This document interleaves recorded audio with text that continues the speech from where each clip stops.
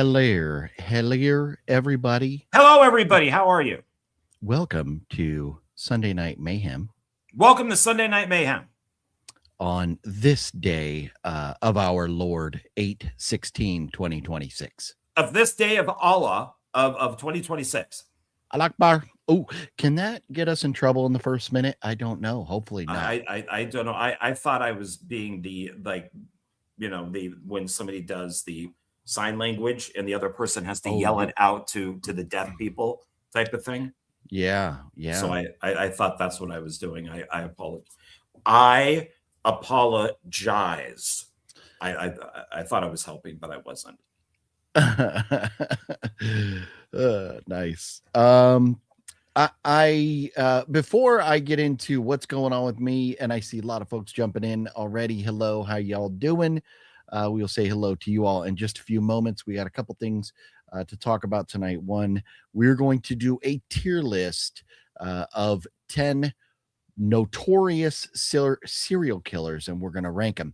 It's going to be a lot of fun. Stick around for that. So tier list fans, we got something for you tonight. We're going to talk about the movies and things going on in the world of what we believe are cool movies, and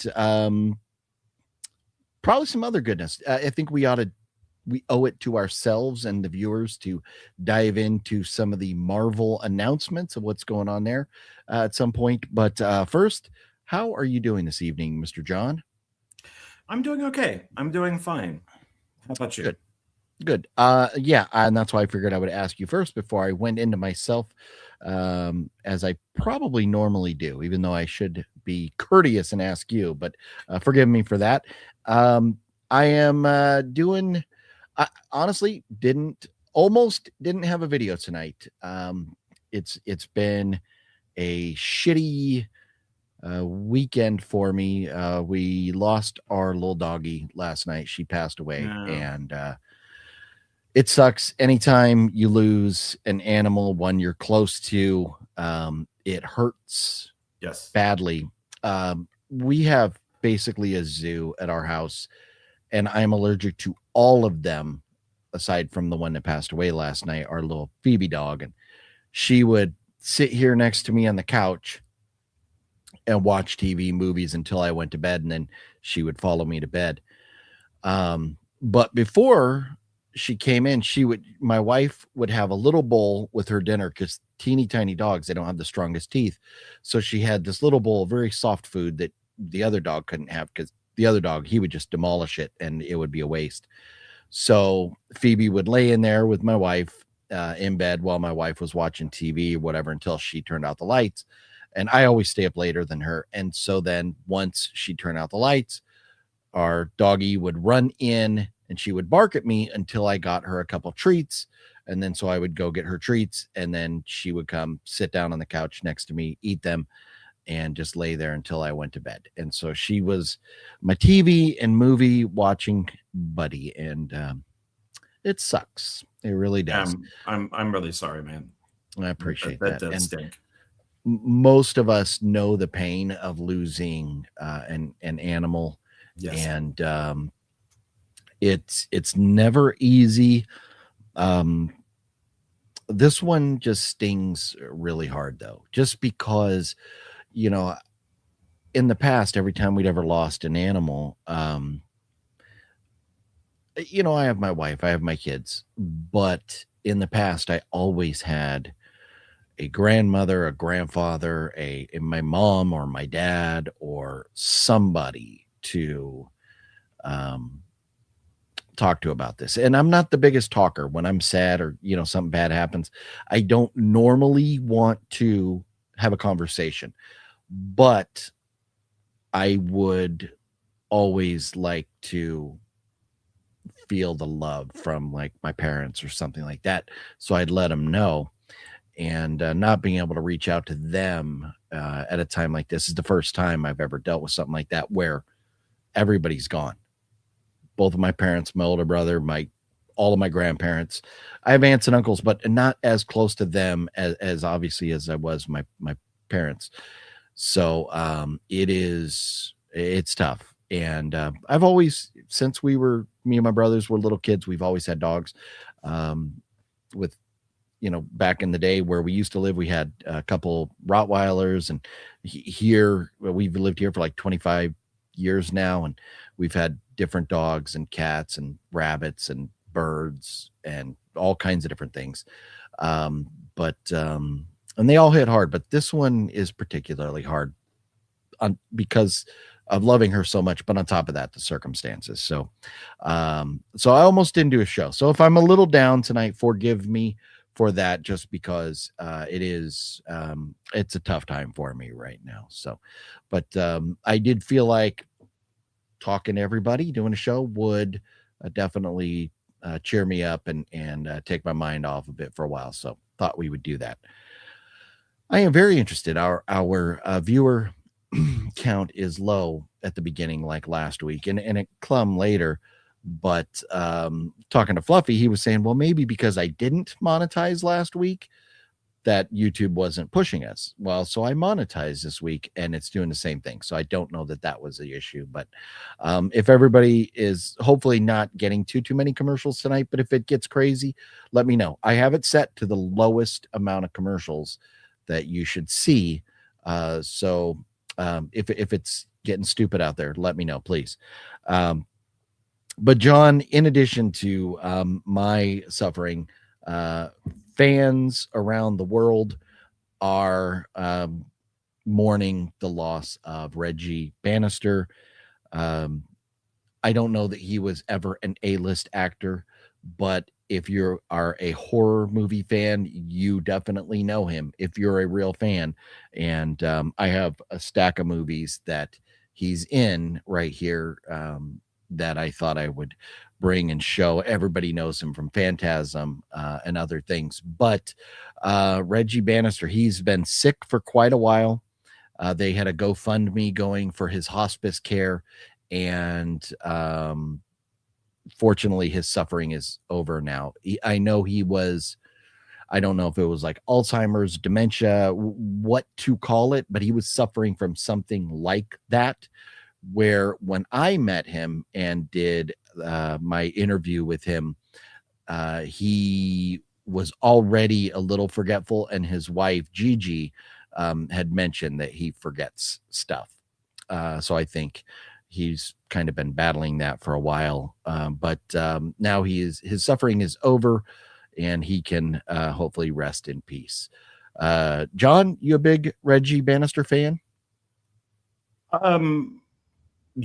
Yes.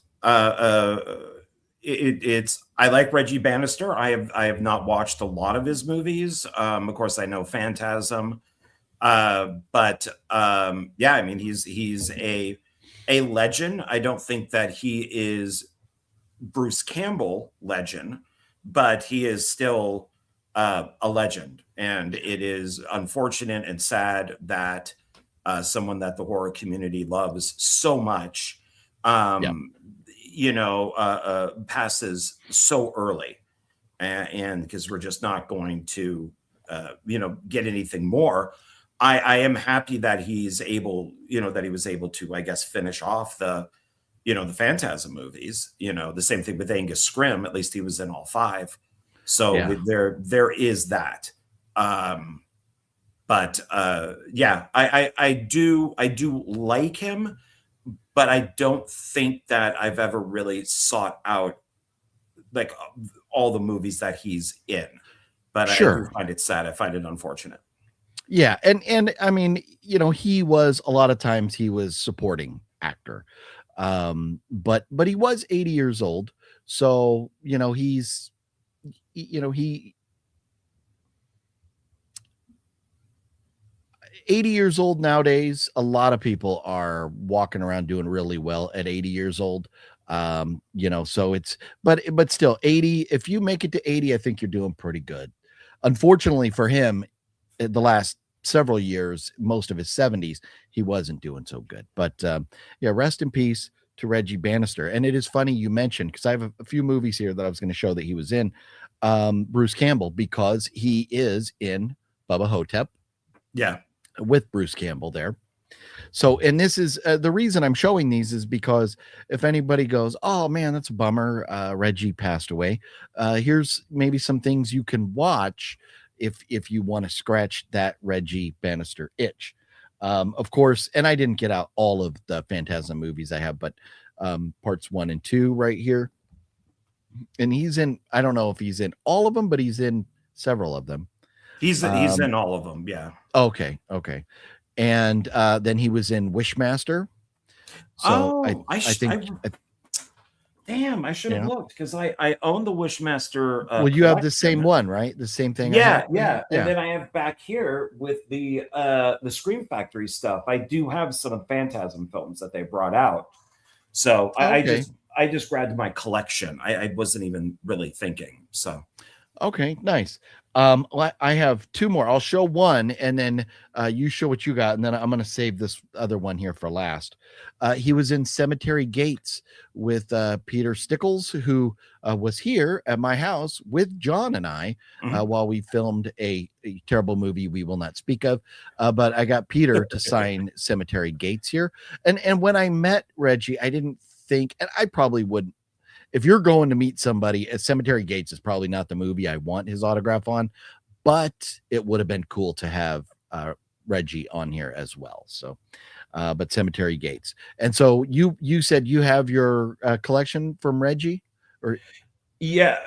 It's damn. I should have grabbed. The thing is, I spoke to Cliff a while back when he was still at Scream Factory about Phantasm 2.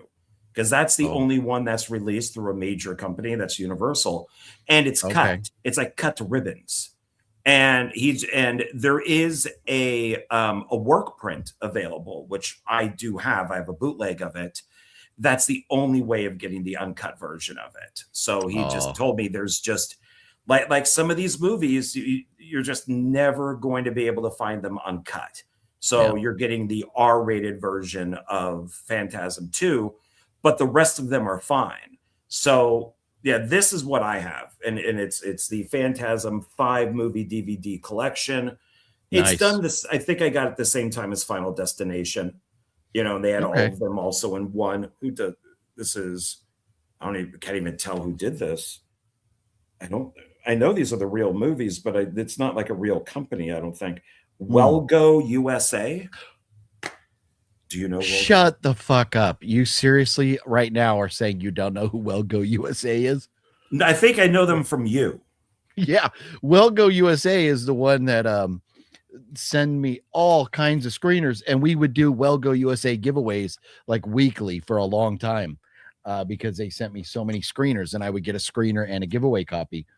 Wellgo USA is I don't know if they are in cahoots or they own or behind or whatever the Hayan network, but Wellgo USA, very famous for their martial arts and action films, and they have a ton of stuff. Wellgo USA, great people. I did not know Wellgo put out a Phantasm collection. Wellgo put this one out as well. I never looked at the back of that right there. Oh, that's like their Blu-ray version. Blu-ray, yeah. Because these are all, so maybe take a look at yours. These look like they're made for a collection, but there's I don't mean to brag. Came with a poster. Oh, I got something here, but I don't know what it is. But that's the Scream Factory disc. Okay. And it does say rated R. So it looks like these are made for a collection. This is even part 5. This is what these two look like. And to be completely honest about these, this is a 1 and 2 collection that Sexy Sumo picked up at Creep IE. And then a few minutes later, he saw the 5 movie collection, or 4. I think it might have been all 5. And he was like, damn, I just bought the 1 and 2. And I go, well, I'll buy those off of you because I didn't have them on Blu-ray. So I was like, I'll buy those off of you. So I bought this off of Sumo, which I think when I went to go pay Sumo, I think he didn't want my money. So I think Sumo actually gave this to me. I tried to pay him, and I think he was like, no, don't worry about it.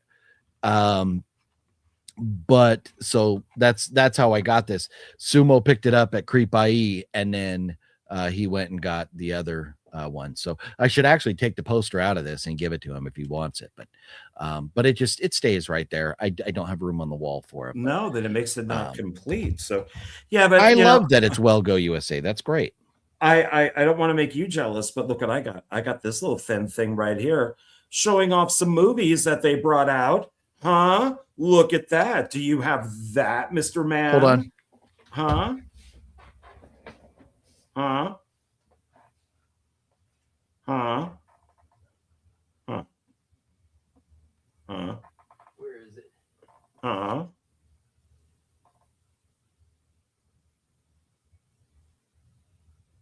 I hope he doesn't have it. I hope he doesn't have it.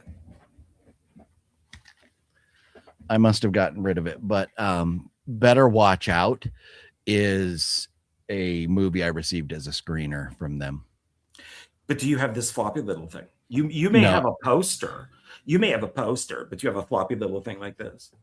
Well, let me find a Well Go movie that I got. I don't remember which ones and where they would be, but because I don't organize mine by distribution company, but if I could find a Well Go, I'm sure I have that same one. But I don't know where my Well Go movies are. So let's not be boring. Please just stop the show. Everybody can watch and go find my Well Go's. Yeah. Well, I know I have some over there, but I just don't know right here. Anywho, that is a nice collection. And was that the only thing you pulled down for Reggie? Yeah, for some, I thought this was it, but you showing those other ones, I'm like, oh crap, I got some sitting right back there. Yeah. So my favorite Reggie Bannister movie. Do you know where I'm going with this, John Ward? Bloody Bible Camp. Bingo. Good call, sir. Yes. My favorite Reggie Bannister movie. This is so much fun. I'm sure you could see it on Tubi still. It's 90 minutes. It has Ron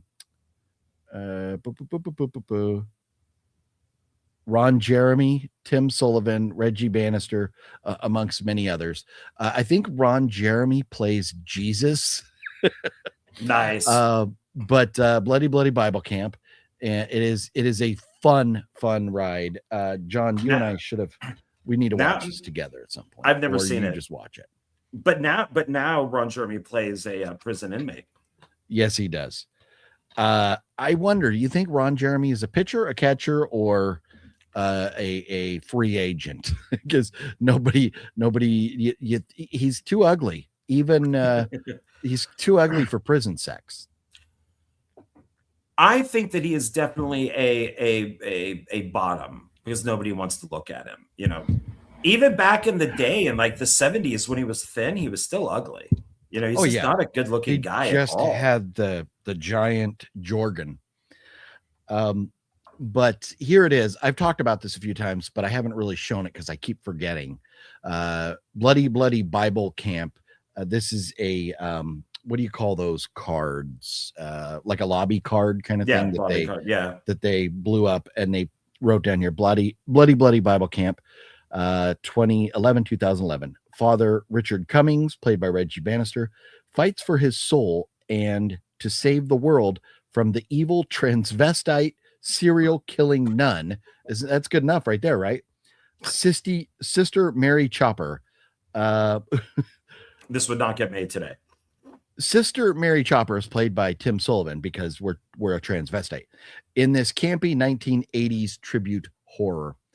There it is. And so this is signed by Reggie and Gigi Bannister right there. Both of them signed it. Nice. Since she is also in it. So there it is. So I love this.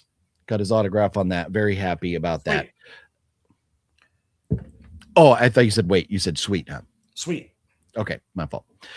So anyways, before we dive into the news, since we've already been chatting for a few minutes, let's say hello to everybody. And then we will dive into this week's movie news, unless you protest. No. Okay. All right. Gail, what's going on? Gail picked up a Phantasm DVD at library. Was a Circuit City exclusive. Oh, that's cool. Had Don Coscarelli autograph movie poster, sells for $350. Wow. Wow. Very cool stuff. Oh, that is nice. Everyone hit the thumbs up. Thank you for that, Gail. Yes, everybody, please hit that thumbs up button. Jonathan, what's going on? Favorite serial killers: Jack the Ripper, Ed Gein, H.H. Holmes, John Wayne Gacy, Herb Baumeister. We're going to talk serial killers here in just a few moments. Antonis, what's going on? I guess my favorite serial killer would be Dahmer. There you go. We're sick puppies, aren't we? We have favorites. Jeff, what is going on? Jeff, thank you. Jeff came through with another $10 channel support PayPal donation. Thank you, Jeff. You rock. Good, sir. Nick B, what's up? Have you watched the new Reacher season yet? Episode 1, 2, and 3. I think that was all that was out a couple days ago when I watched, and I love it. It is so good, and I'm liking that Reacher seasons 1, 2, and 3. You've had a lot of the same supporting cast. This is like Reacher and Reacher. There's nobody else is back yet. Maybe they will, maybe they won't, but I like where this is going. It's been a lot of fun. John, have you, will you, do you care about Reacher? Not anymore. I know. That's a shame because it is such a good show. I know, the actors come out and say some stupid stuff and lose fans, and this happens, but it's unfortunate because Reacher is such a good show. I started to watch it, and season 1, because I own it because of the Tom Cruise stuff. And so I thought, well, why don't I watch the TV show? And I did watch the first episode where he defends the dog. And I really liked that he defended this dog that was just like stuck in the yard on a chain. And I thought, okay, I'll continue watching it. I just never did. It just never really happened. And then last week, and so it's just like, nah, I have no desire. So yeah. This beginning of this episode, there is a bit with a kitty cat that is pretty damn funny. Oh, okay. So let's see. Uncertain.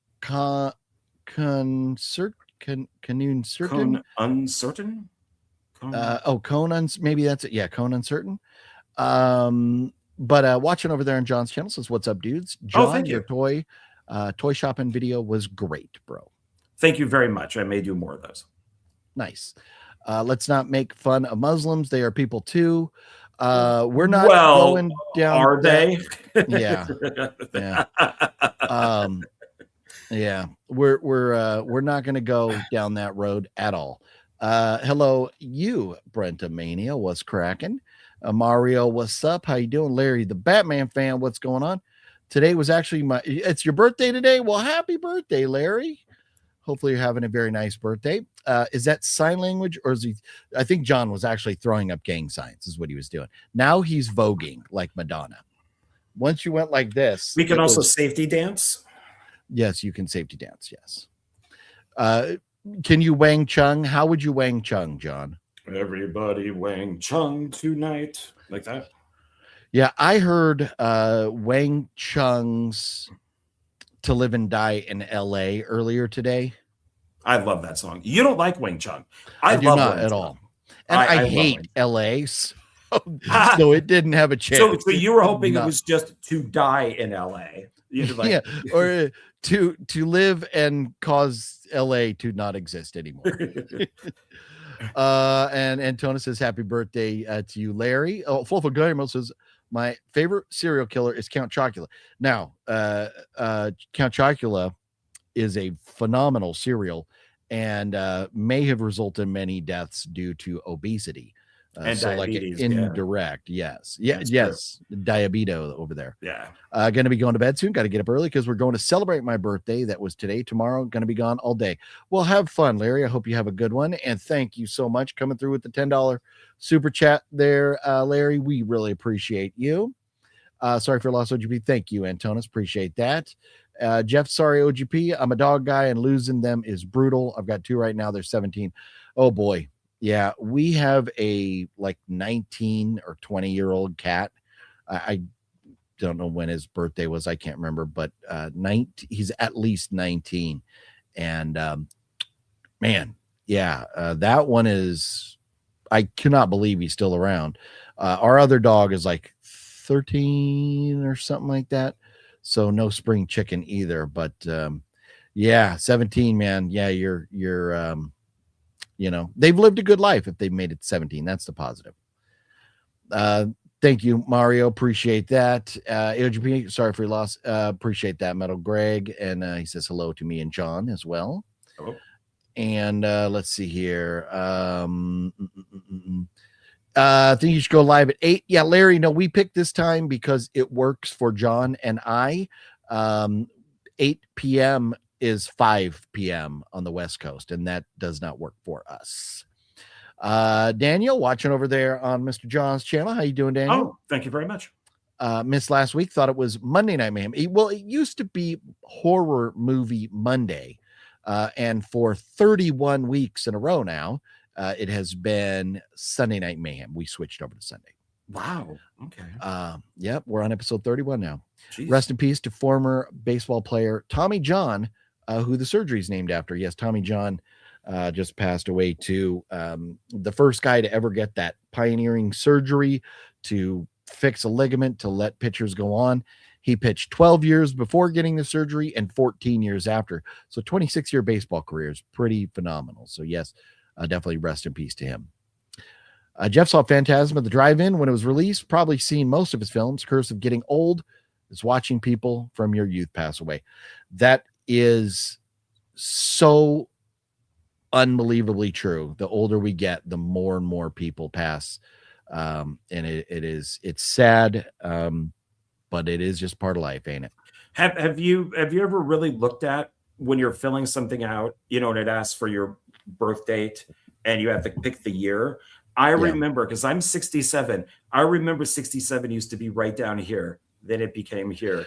Then became here. Now it's like way down here. I got to scroll all the way down, and I'm like, oh my god, I'm that old now that it's so far down the dial that you can't even see it anymore. I know. Yeah, I'm with you, man. There's a lot of scrolling there looking for your number. Fuck you, Father Time.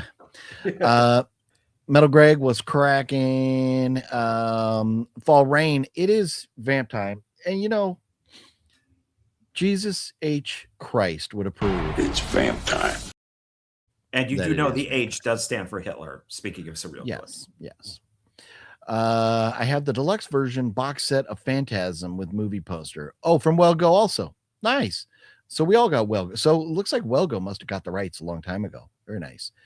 NG, what up? What's cracking? And NG, looks like NG saying, I have that. So probably same box set you got. Michael McNally, what's up? Mr. Bones, what's up? Daniel, did you guys check out the new Disney D23 a few days ago? I didn't. What are you doing, Jesus? You over here being like creeper status now? He's just hanging out, Yeah, just hanging out. He's only wanted for like 10 seconds, but he wants to hang out for like. How much Jesus can we take? I know. Man, I saw, and if they're watching, I'm sorry, but they're probably not watching. I saw some of my family are very, very, very, very, very Bible thumpery, and it's to the point where it's obnoxious. And I saw a post from someone who I will not name, and it's just like, get over yourself. They post, and it's not just it's everybody, all these Bible thumpers. You have your faith, do your thing, be who you want to be, worship who you want to worship. But when it is blatantly about your ego of how hard you can pray and how hard you can have your faith, you're the most faithful person, it just like, go get yourself a TV show, Jimmy Swaggart. Come on now. Kevin Hampton, what's up? Got some more comic books recently for your birthday. Very nice. Favorite are Jack the Ripper and the Zodiac Killer. Oh, Zodiac Killer. Nice. I did, Larry. Just saw that now. G'day, and we'll get a couple more comments and we'll get into some of the news here. Terry, what is cracking, Terry? G'day, OGP and John. Condolences for your loss. Phoebe, thank you. Appreciate that. Totally understand. Pet's loss hurts like a mother. It really, really does. If the show and actor is entertaining, then who cares about politics? Give Rachel her right down below it says Reacher. Oh, Reacher. Okay. But before he wrote Reacher, for some reason, I thought he was saying like Rachel Zegler. Give Rachel Zegler a chance. Hard pass on Rachel Zegler there. It's trust me, if you had seen the actor who plays Reacher, his just meltdowns, his crash outs on 2 different podcasts where he goes on about Trump and he goes on about the Epstein files, I think that would turn most people off because it wasn't just, oh yeah, I disagree with his policies, whatever happened to the Epstein files, and that's it. This was him like in his chair, why isn't this at work? And it was just like, what the fuck is this guy doing? You have a new season coming out. Shut up. Yeah. I mean, even Tom Cruise doesn't talk about Scientology anymore because he realized his movies lost money. So just be quiet. Nobody cares about Reacher's opinions on politics because you're an actor and you're stupid. Most actors are stupid and you only go off of what you hear from the media. That is it. Yeah. You're just doing talking points. So it's like, so that's my answer to that. So I specifically have not watched any of that stuff. Although I did see a little bit of a clip and it didn't really bug me what he was doing or saying. But I've avoided watching that stuff because I do love the show Reacher. And the show is phenomenal. But I understand that sometimes it's hard to get past. I used to hate Samuel Jackson. Like I hated Samuel Jackson. And because of that, I didn't watch like Pulp Fiction or no. Yeah. No, is he in Pulp Fiction? He is. Yes.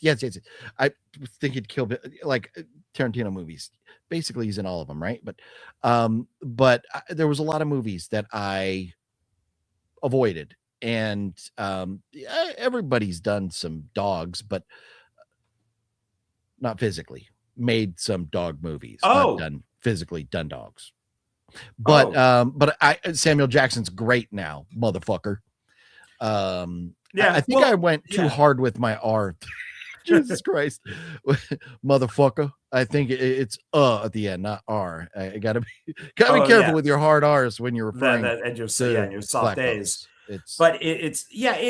There are like you were worried with Spider-Man because of Mark Ruffalo, and I have to agree, so was I.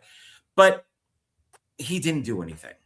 Yeah. He just played the character, and that was fine. But it's just annoying when they go up onto a red carpet at the premiere.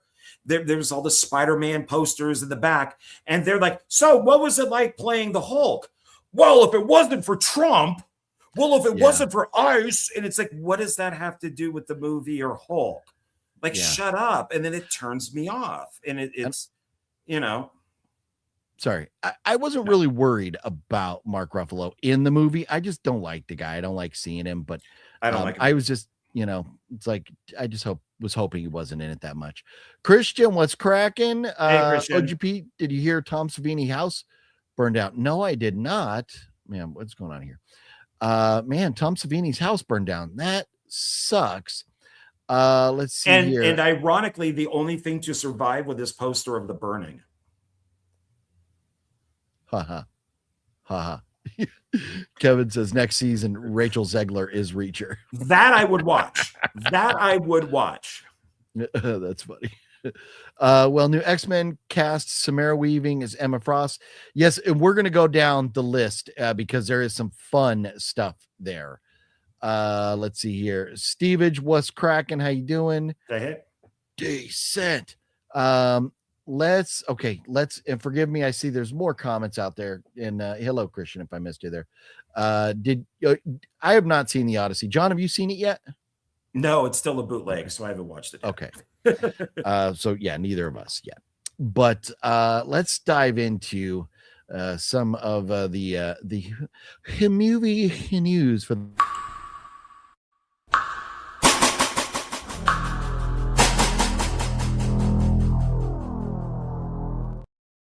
And yes, my lazy ass has not updated the video yet for the intro to the news, so it's still horror headlines. But that's okay, because this week's number one headline is horror, and that is Insidious Out of the Further comes out this week. Rated PG-13, hour and 46 minutes long. I will be seeing that. Fingers crossed. I will be seeing that in the theater. John, will you be seeing that in the theater? I will, but Mutiny opens the same day. That's why you sneak into the other theater afterwards. No, and you watch Mutiny. But that no, I think I want to pay for Mutiny. It's Jason Statham. He's my guy. He's one of my guys. He's in my top 5. Yeah, I don't. Yeah, either way, neither one of these movies is going to make $1 billion. But but okay, if you're going to support one. No, I will actually pay for both, because I get paranoid with if I sneak into a theater and they see that little X is not marked off on my seat, and then they say, "Can we see your ticket?" Which never used to be a thing until it was all electronic. So yeah. I don't know. I'll probably see both before Sunday, and then that way, I can comment on both. But I do want to see both in the theater. Yes, so do I. And perfect time to go get your Regal pass there, sir. I keep pushing, because you're going to see 2 of them. I mean, the Regal pass is going to cost the same, but then you're on the hook every month after. So you got to look and see what's coming up still. But hour and 35 minutes, rated R for Mutiny with Jason Statham. And most of his movies I really enjoy. There's one really shitty one came out a couple years ago, but other than that, the one I don't like. Oh, and it's good. I don't know what you're talking about. It's not that good. So those are coming out this week. The end of Oak Street. Oh, man, if I heard stuff about this. It really is the end or the beginning of Woke Street. Okay. Well, I had intended on seeing it last night, but then we lost the doggy, so I did not go. But it is $85 million budget. It's made $47 million so far in 3 days, 3-4 days, whatever. And people are enjoying this. 86 tomato meter, 77 popcorn meter. Which is not the greatest score of all time, but 77 is about the same as Backrooms.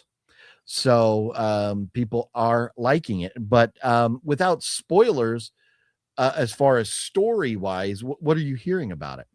Well, it was rumored to be a Cloverfield film or a spinoff. It is not. J.J. Abrams has said it is not.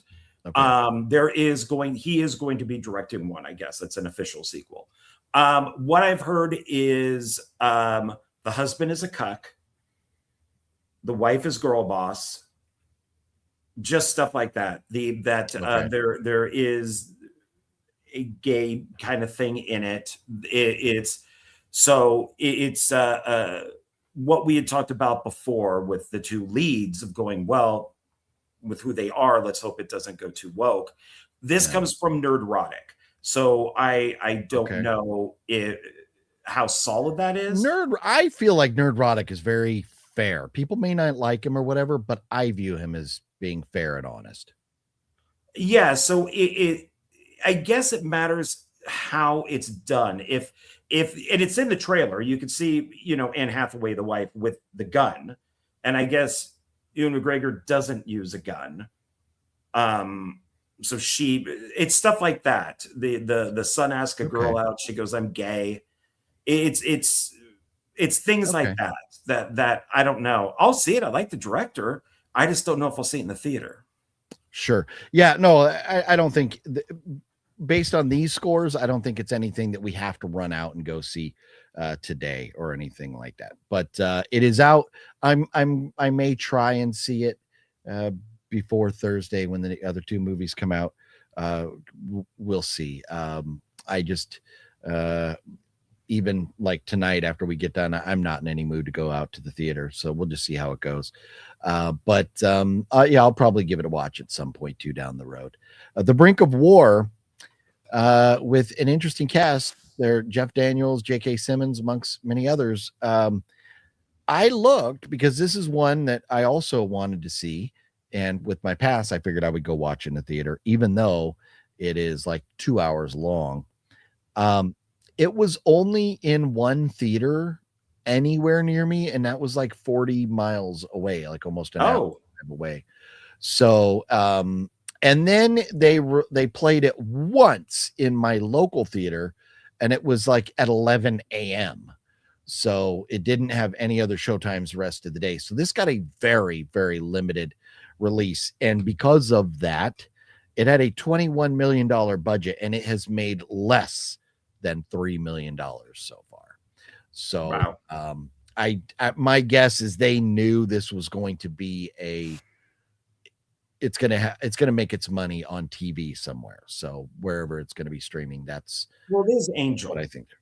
So it's a small company, but they did have that one big hit. Yeah. Well, and it's got a 72 popcorn meter, but Jeff Daniels plays Ronald Reagan, so I won't trust whether or not they're portraying Reagan correctly, or maybe are they portraying him as evil because it's made by left-wing people. I don't know how they're portraying Reagan in this, but just the word Ronald Reagan, or words, I guess, are going to get some of those popcorn experts to shit on it. So I don't know that I trust that, but zero popcorn meters. No fans have rated this on Rotten Tomatoes yet. Not one. So that's not the score. That's just the lack thereof an actual score, because nobody has seen it. So that is very interesting. I still want to see Dennis Quaid's Reagan. Yeah, I'm good with I just because I've heard it's so bad. Oh, is it bad? I've heard it's so bad that the movie or his performance as Reagan? I guess the whole thing is just supposed to be awful, but I want to see how they do it. Interesting. Spider-Man Brand New Day has passed $2 billion. Wowzers. So yep, congrats to you. So it's been out July 31. So it's been out. Hold on. 2.5 weeks now. Hold on. Or you're mathing. He's mathing. Carry the 1.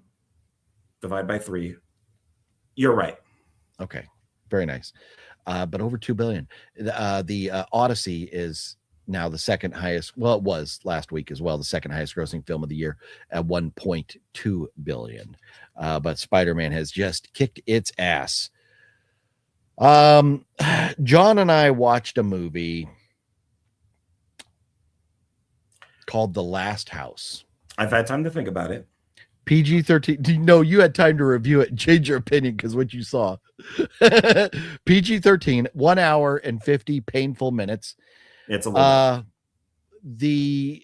So after we watched it, I didn't hate it. I had a lot of problems with it, but I wasn't angry after it. It was entertaining enough that even an hour and 50 minutes long, although I did fall asleep once and had to go rewind and go back. I give this a 2 out of 5. You know what? I actually might have changed that. I might have given it a 1 out of 5 on Letterboxd. But it's shot beautifully. There's nothing wrong with that.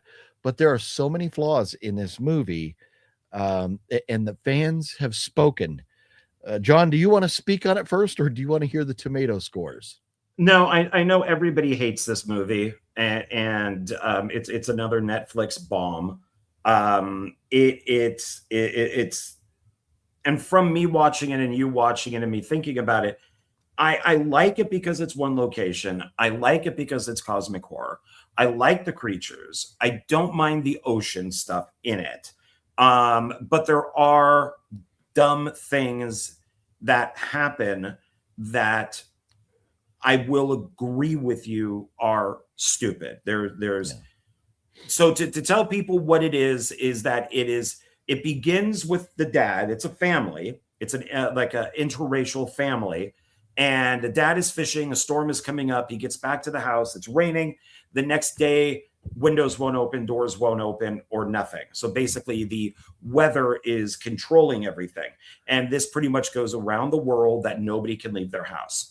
So we see over a 5-year period of this family inside the house and how they deal with when the electricity goes out, when food goes out, when medication goes out, the water that they seem to be getting, excuse me, seems to be. She says it's salt water. So I don't know if it's a combination of fresh water and salt water because they wouldn't be able to drink the salt water, but well, that's why they collected rainwater, so they had drinking water. Yeah, so I guess there's that.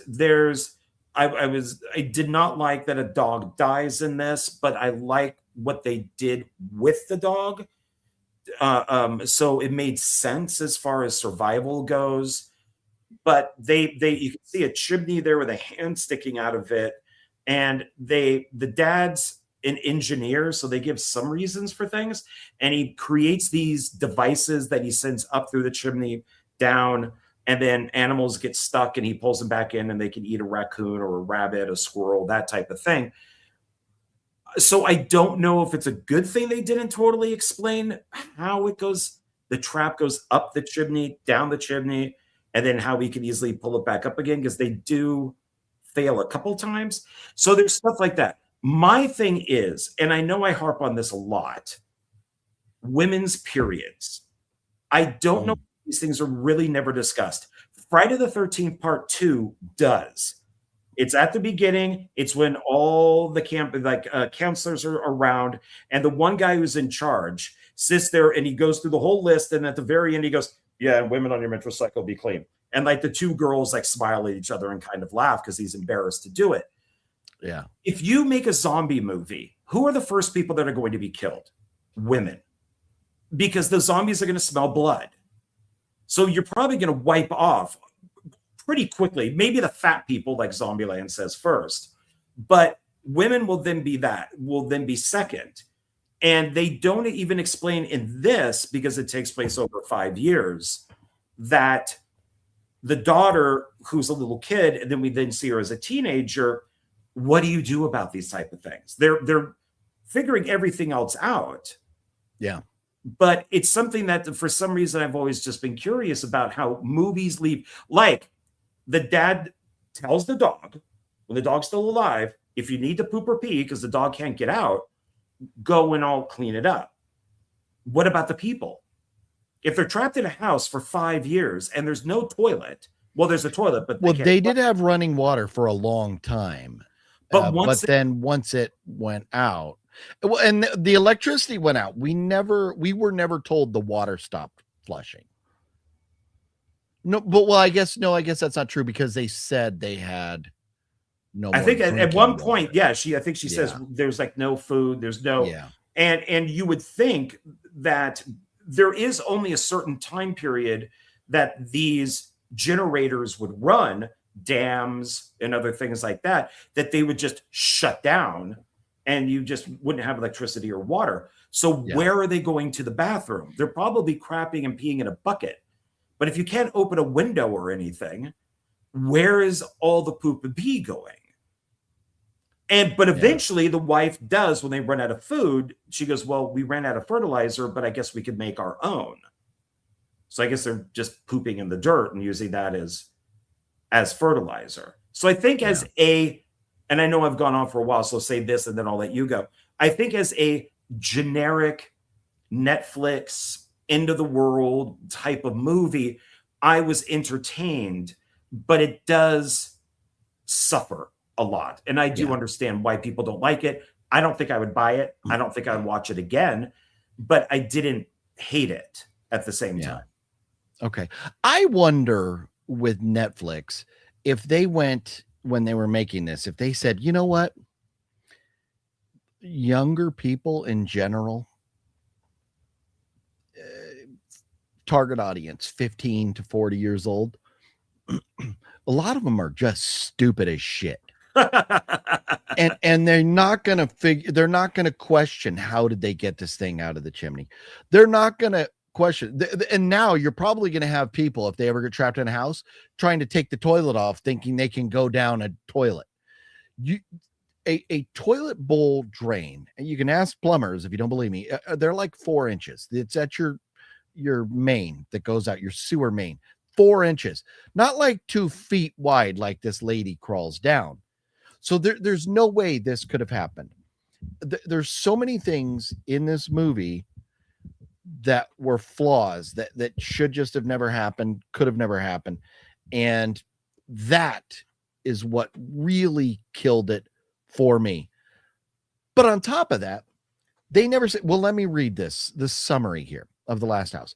A family of 4 is suddenly sealed inside their house with no way out and must work together to survive against both their dwindling resources and mysterious looming threat that is keeping them trapped. We never get explained how or why the house gets locked. We don't need to. I know you want to know. I know you and I disagree on this, but in cosmic horror, which this is, because the creatures that are in this are Cthulhu's. They look very H.P. Lovecraft. In H.P. Lovecraft, stuff is never explained. Yeah. In fact, you may not even know what something looks like. Somebody could enter a room in one of his books, and they would just go, "What I saw was absolutely horrible." And that is it. That's the only description that you get of it. Yeah. So it's a. I just think something this significant should somehow or another be explained. But it doesn't, and that's my opinion. And John, you have a very fair argument there that it doesn't need explained. But if I mean, we can't go under.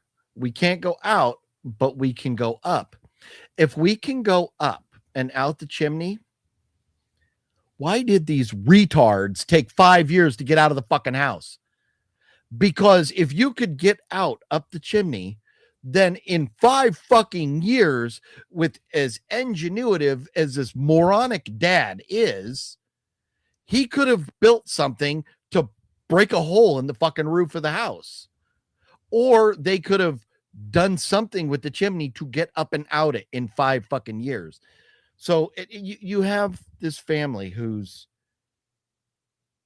whatever, it is what it is. They're working together in at different points. You have, the dad's a hero, the mom's a hero, the daughter's a hero, the son's a hero.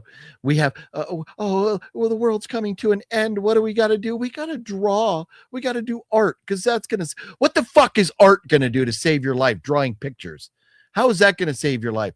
And then the day that they're locked in, they start planning for the future. Like, you're going to have to do your chores. How long it's the day this happens and you can't figure it out. You're not thinking that you're going to be stuck in your house for 5 years. Nobody would be planning, telling, kids, you're going to have to do your chores. And what pissed me off most about this, you have physical media. You have a DVD player. Why do you only have 2 movies? I mean, at least I remember the one, Air Force One, great movie. I don't remember what the other one was. They said, do you remember what the other Annie. one was? Okay. All right. So you got something for the little girl, makes sense. But there should Air Force One for even your typical Joe Blow family owns more than 2 movies. Correct. That's if you've got a DVD player, you have at least 20 movies. You've got at least 20 movies if you own a DVD player. Well, and so the one thing I did find funny is when the dad is looking through things like, what can we use? What's around the house? Yeah. He does pull up the old Netflix bag where they would mail you the movies. He looks at it, crumples it up, and throws it away. That I found funny. And of course, they wouldn't own any movies that Netflix made because they don't do physical media. idiots. Yeah. So they can't even say, like, if it's a Warner Brothers movie or something where, we'll play Lethal Weapon or play this or play that, they can't even do that because none of their films are available. Yeah. So it's like, you can't even promote your own movies in your film. And you would think that they would have more than 2. Yeah. And 15, 20 at least. Yeah. And so I agree with you on a lot of stuff. One critic, it was funny, did mention, so they were trapped in a house for 5 years, which is pretty claustrophobic, only for them to take a boat and go out on the ocean and be more claustrophobic. Yeah. Because now they're all in the little, thing on the boat.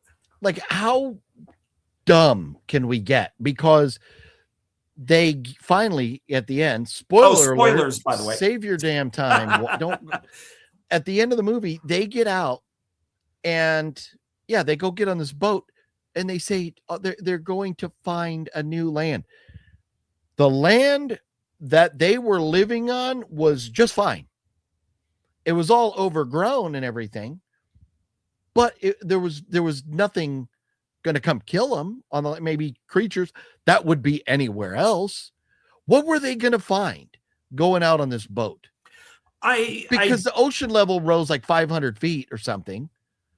So everywhere else in the world is going to be the same.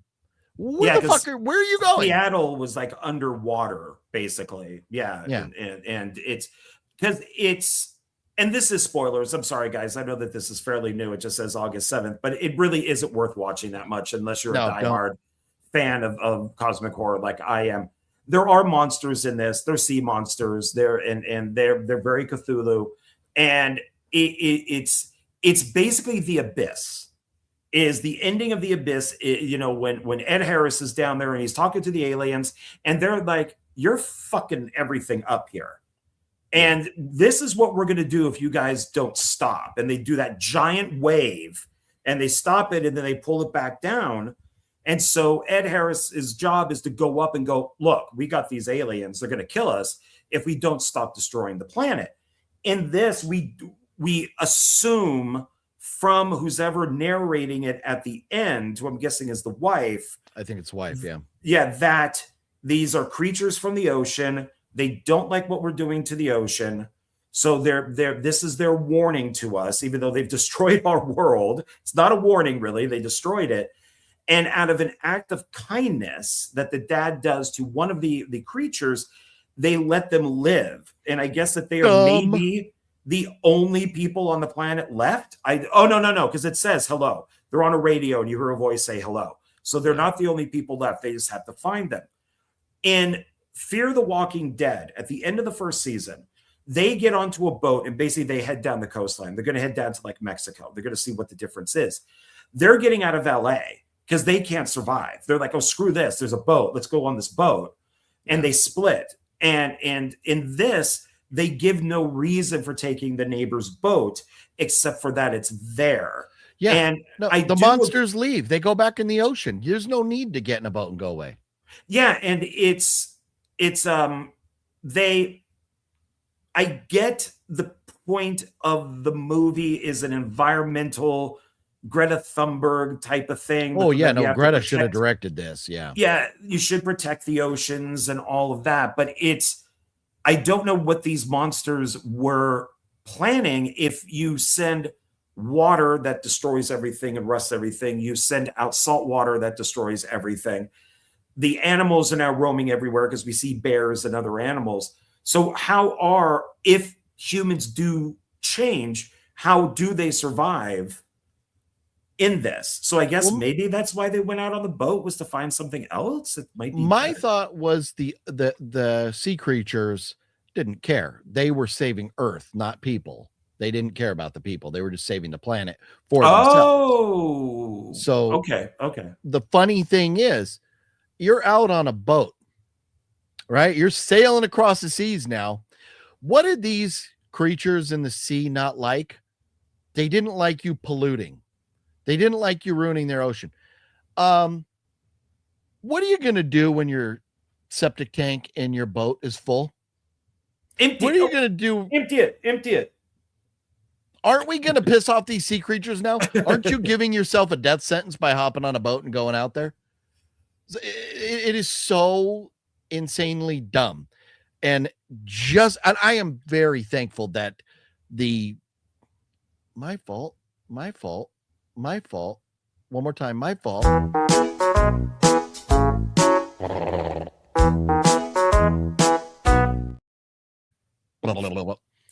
I am very thankful that they did not praise this movie because of the earth-saving agenda. They have this rated popcorn meter at popcorn meter is at a 28. That's the fans. The experts have it at a 22. This time the experts got it more accurate than the fans. But either way, a 22 and a 28 is terrible. But like I said, if you watch it just visually, it looks fine. You just have to tolerate the terrible acting. And none of these people are big name actors. The daughter who grows up and kind of turns Mexican or a Latina when she's got a white the Spanish dad and Asian mom or something. Yeah, and the mom is from Tron Ares.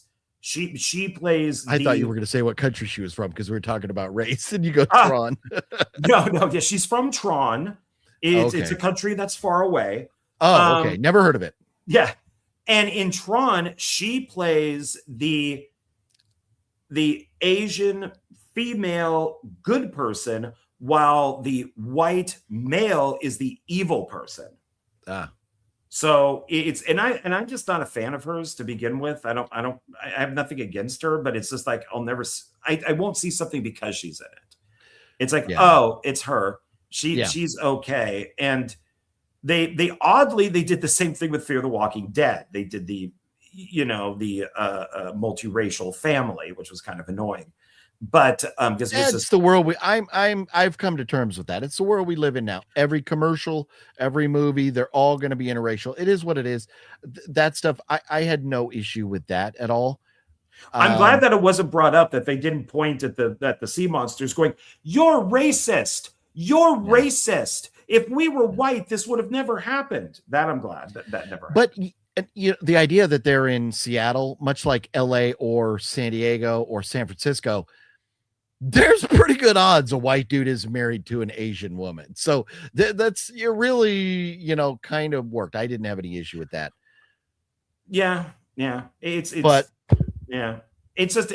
Netflix thing. They're so hit and miss. I mean, I wish I had that type of money to just throw at garbage. Right. And when I was watching it, I'm like, but before I really thought about it, I was like, okay, they're hitting everything. Like they came up with this idea, and then it's like, okay, so what if we run out of water? What do we do? So they solve it.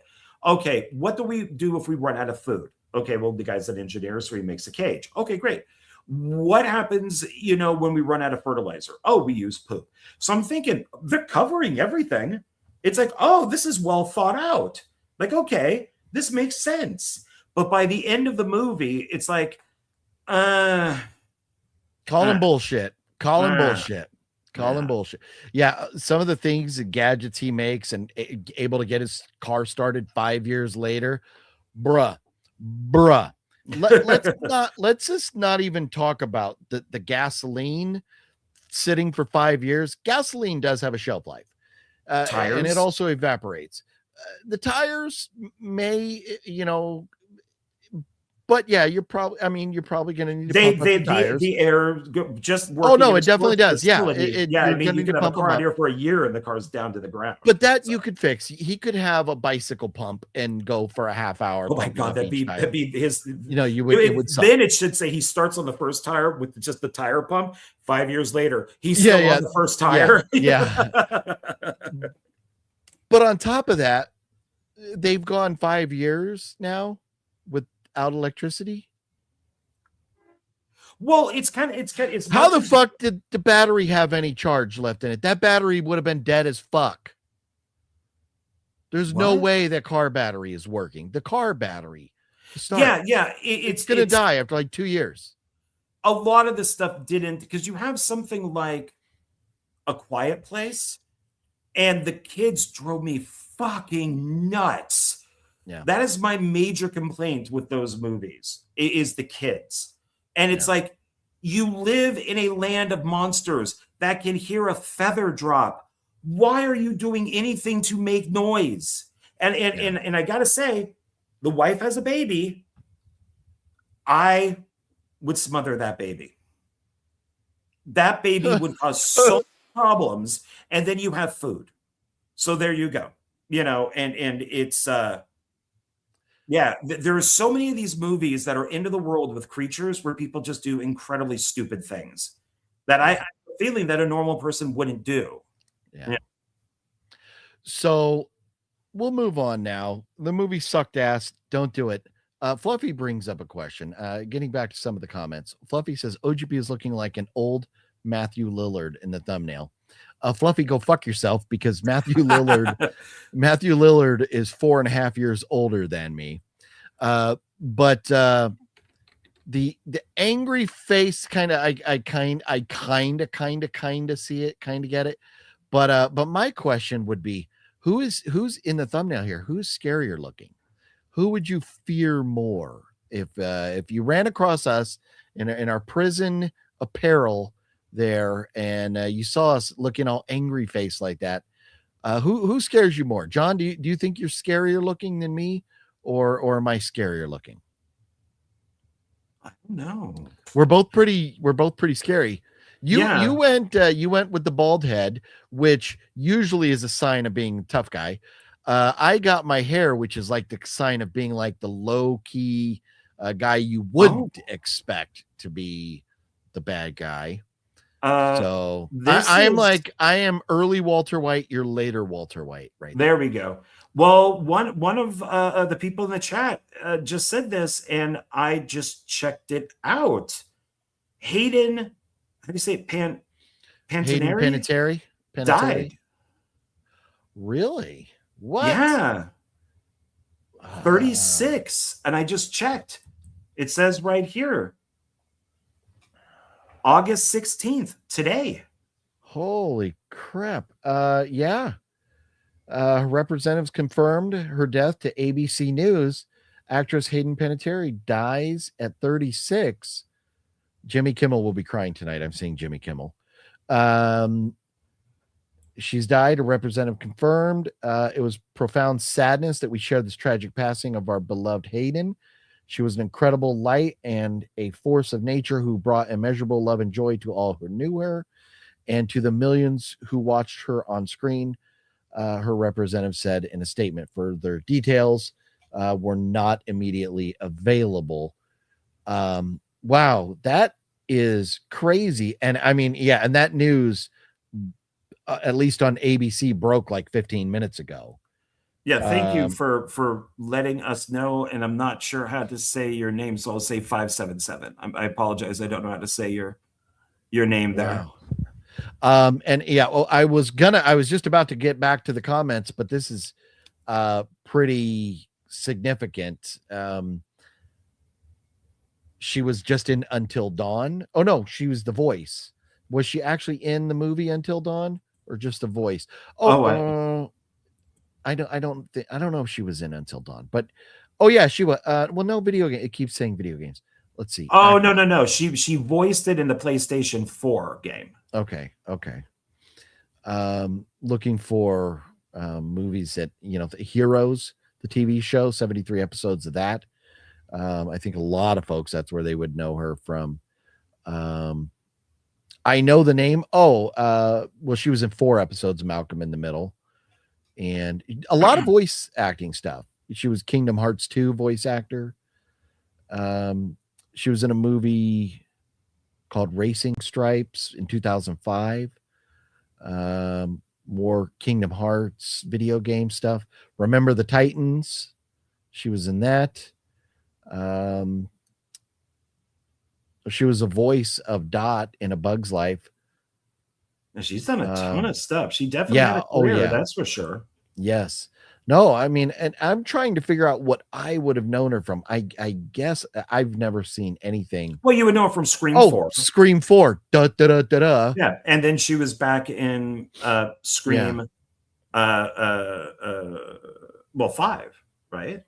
Or 6. No, she's in 5. Uh, She's in Scream 5. 5. Yeah. Yeah. Because she's what's his name's daughter, right? Or no, I can't remember. No, she plays we I'm think that she dies in Scream 4, but yeah. then she comes back as the FBI agent. Yeah. Oh, that's right. Yep. So it was 5 because they discussed the whole Matthew Lillard, is he alive or not? Is his character alive or not? Yeah. Oh, that's wrong. I gotta remove this. I was going to just yeah. Yeah, there she is. That's I think is in Scream. Yeah. And Scream 6. Yeah. Scream 6. So yeah, just absolutely crazy. Man, they say she died, not like she was killed. So I would imagine died would seem to be either natural causes, hopefully not drug overdose or suicide, but died is not like killed, like if it was a car accident or something like that. Let's see. Hollywood Reporter says looks like basically the same thing, no details. Maybe I'll pull up TMZ real quick. I hate TMZ. But let's see if they have anything. Best known for her roles in Heroes. Oh, the show Nashville. She passed away she's also earlier on Sunday.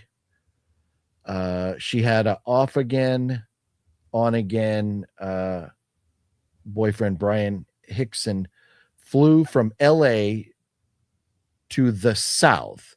We're told Brian's family is aware, and sources say it's a sad situation. Okay, let me read this again. TMZ says sources with direct knowledge tell TMZ Hayden passed away earlier on Sunday.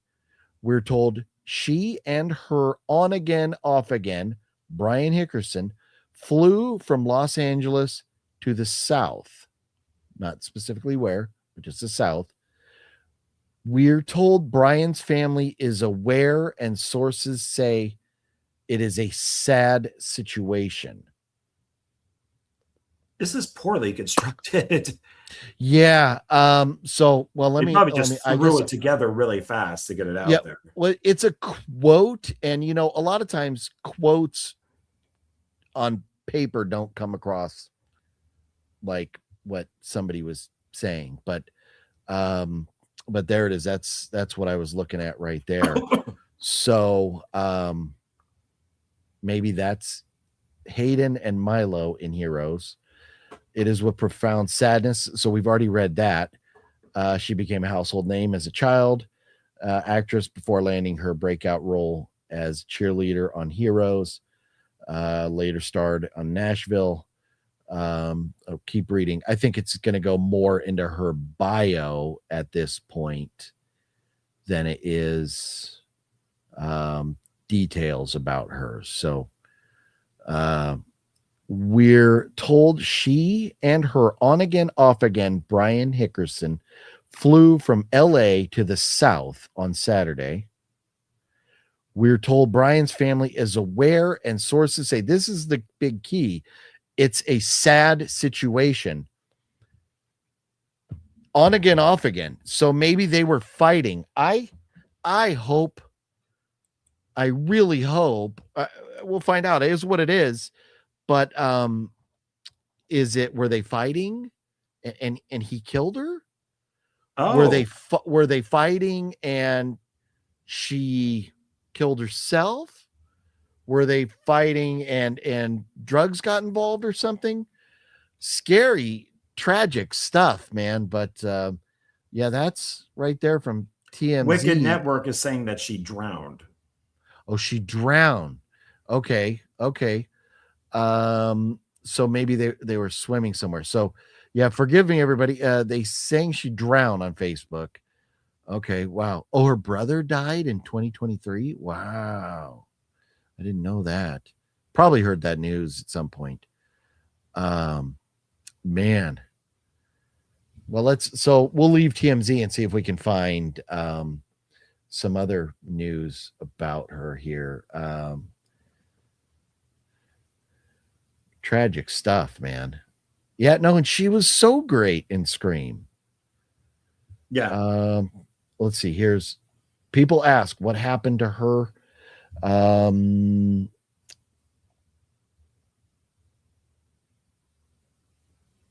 Yeah, I can't find anything about like more details. Yeah, I probably won't hear anything until tomorrow. Yeah, interesting. She gave up custody of her daughter. Interesting. Well, if she drowned, and then here lies the question: if she drowned, was she swimming or did she drown in a bathtub because she passed out or something? Well, was it with Matthew Perry? Wasn't it that he was hot tub, right? He was in a jacuzzi. Hot tub, yeah, but he was on medication because he got addicted to. Yeah. I forget what drug he got addicted to, but it was something that he started on the show on Friends, and he never kind of got out of that. So so he drowned in there. I think he passed out, and he just ended up drowning. Yeah. Well, I think it was like painkillers. They're like gateway drug that usually lead to other things or just more intense painkillers that cause, like Michael Jackson, this painkiller addiction, and then you have a shithead doctor who feeds your addiction. Yeah, that's crazy. Let's see here. Oh no, I hate this. Oh, you can read our article if you pay for a subscription. Fuck you. Just put a commercial. Let me put up an ad. I don't want to pay for your subscription. Looking at now Sky News, and they just have the basic gist there.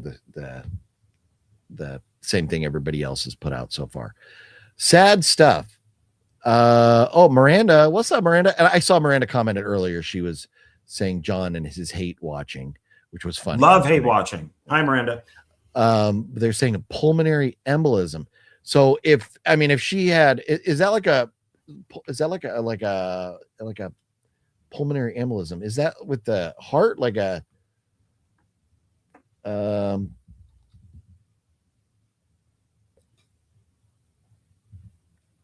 let's see. Pulmonary embolism, sudden life-threatening blockage in the lung artery. So instead of like a stroke, a artery clogged in the brain, it's in the lungs. So and yeah, shortness of breath and stuff. So you could see if she was in a bathtub or she was anywhere in water, that could have caused her to drown or whatever. But this is very interesting. She said it was postpartum depression, addicted, that led to the decision. Oh, that's giving up her child. Oh, okay. Wow. Yeah, man. And that's, this is one of the things, and I'm not suggesting by any means that, she took her own life. Don't get me wrong. But it's just one of the things with postpartum depression. You never know what's going on in somebody else's life, how depressed or not they are.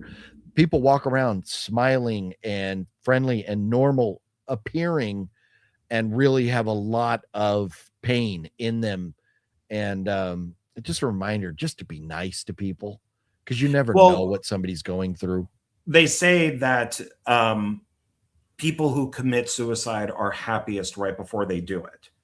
So people will say, I don't know why he or she would take their life. They were so happy because they appeared outwardly happy. Well, they appeared outwardly. Well, happy. No, not they are happy because they know on Tuesday at 3:00, I am going to take my life, and this is and it's done.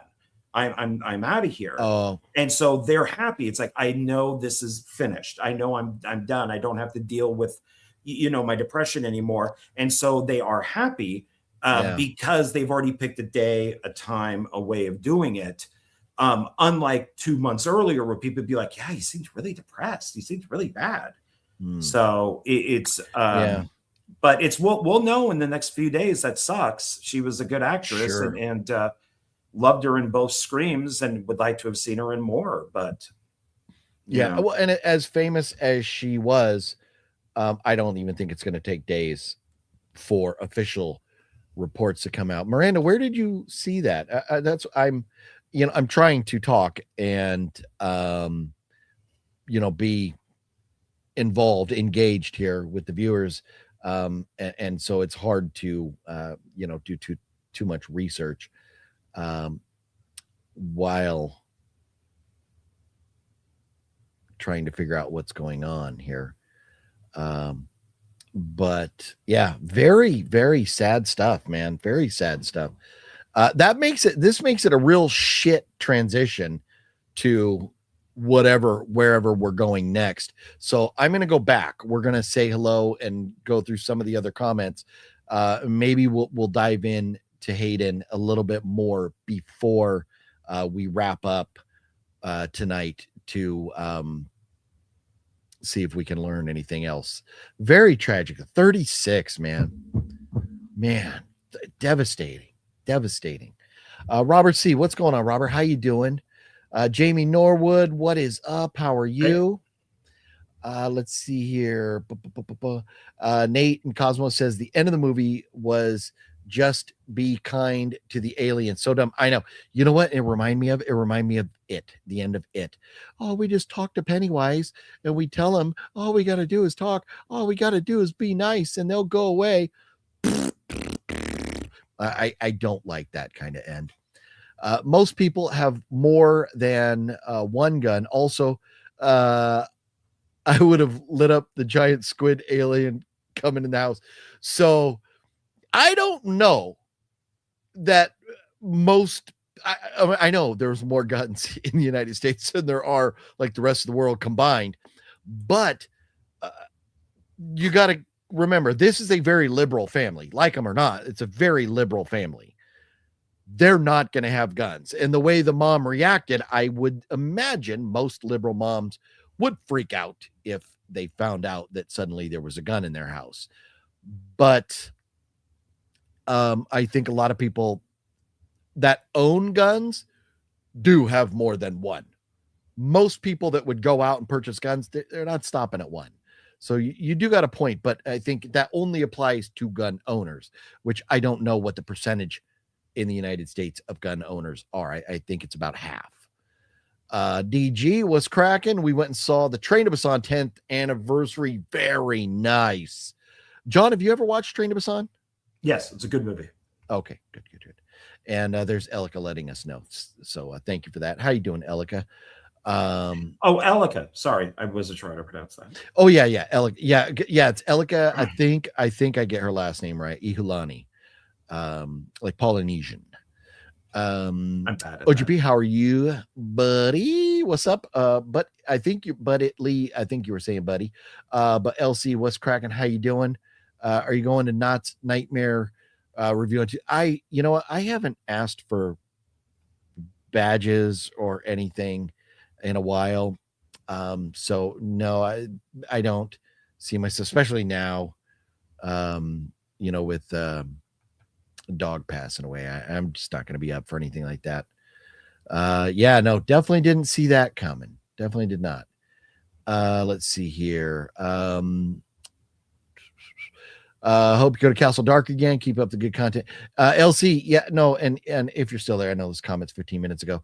But yeah, Castle Dark, man, I did a video, they loved it, and they're like, oh, free tickets anytime you want. And then the next time I message them for a badge, I got ghosted. So I was like, maybe I have the wrong email address or something now. I think maybe that person I was dealing with before moved on. But that's a place I would enjoy going back to. But I'd love to run into you one of these days at another event. She just published her memoir too. Hayden did. Huh. Man, this is yeah, very interesting. Very interesting. But Robert, I think why can't there we go. My thing was freezing up. But Robert, what's up? Man, the internet's acting goofy. Just be nice people because you don't know what they're going through. Great saying OGP. Well, thank you, Sean. No, it's very true. Nobody, you just don't know. Just don't know. I am wonderful, OGP and John. Glad to hear it, Jamie. So with that being said, I do want to transition to in which I definitely am not going to play our pickups intro with the person that ends that video right now. But I do have a pickup. John, do you have any pickups today? None. I have one, and this was unfortunate, unexpected, and an accident. I accidentally have a pickup. Do you believe me, John? Oh, yes, I do. Okay, so a week ago, there was an auction on Whatnot, and Wet Movie One and I are addicted to Whatnot, so I have to keep uninstalling it from my phone so I don't buy shit. Well, this auction started at 2 a.m. and Wet Movie One is in there and he's bidding for stuff. So I'm like, what is this guy doing awake at 2 a.m.? He has to get up for work in like 4 hours. So maybe even less than that. So I'm like, what is he doing up? So he bid on this item that I have here. And I thought as a joke that I would outbid him, figuring this would go for more than what it did, $30. So with tax and shipping, everything, I spent about $40 on this. Nobody else bid on it, and I could not believe it. So I am now, as a joke, the proud owner of a Chucky lunchbox. He wants you as a best friend.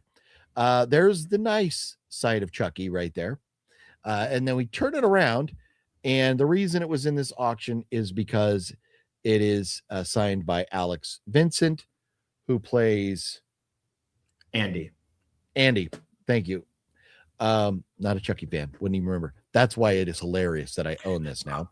I'm surprised you haven't offered it to me to buy.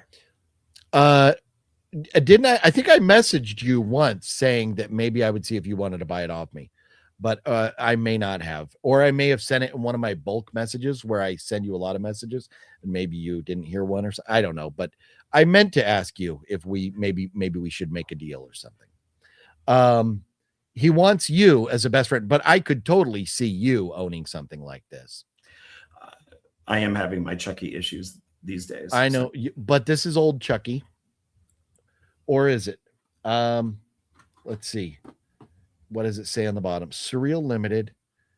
There's your COA right there, your proof that it's a legit autograph. Chucky franchise, Universal Studios, Seed of Chucky. Focus features. So this is from Seed of Chucky. Are you good with Seed of Chucky? Well, how much did you pay for it? Total $40, about right at $40. So you're already getting Wicked Networks says I'll do 60 for it. Oh yeah. Here we go. Auction time. OGP's I'll give you 500 for it. Take Deal. that, Wicked Network. Deal. So but and this is what's kind of cool. It made me go like, well, if nobody wants it, maybe I'll just hold on to it. Is inside, it's even got the thermos. I okay. Careful with the autograph. So still nice. Still sealed in the plastic, and it's got the little cardboard so it doesn't roll around in there. Oh, sweet. So there it is. And they're always doing conventions, so it would be very easy to go to a convention and get Jennifer Tilly or Ed Gale. Is he still around? And somebody else that's in the film. You could get. I mean, yeah, you would get Chucky himself, to sign it. Yeah. So wasn't that Ed Gale?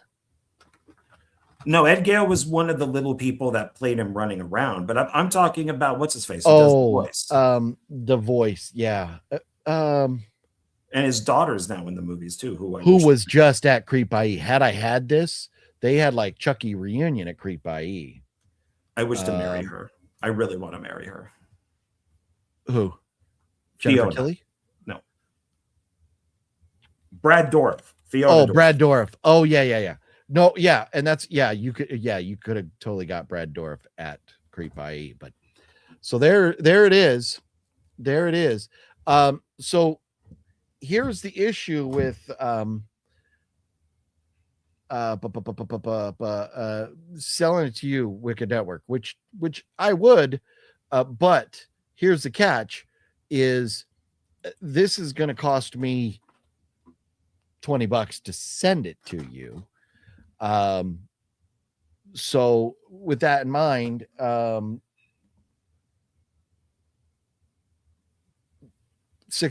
breaks even for me, which I'm okay with. I'm not trying to make a profit off this.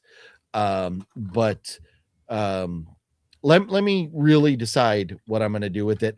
My initial thought, and I really did believe that I offered it to John if he wanted it. Maybe I misunderstood. So, I am having some moral issues with Chucky, and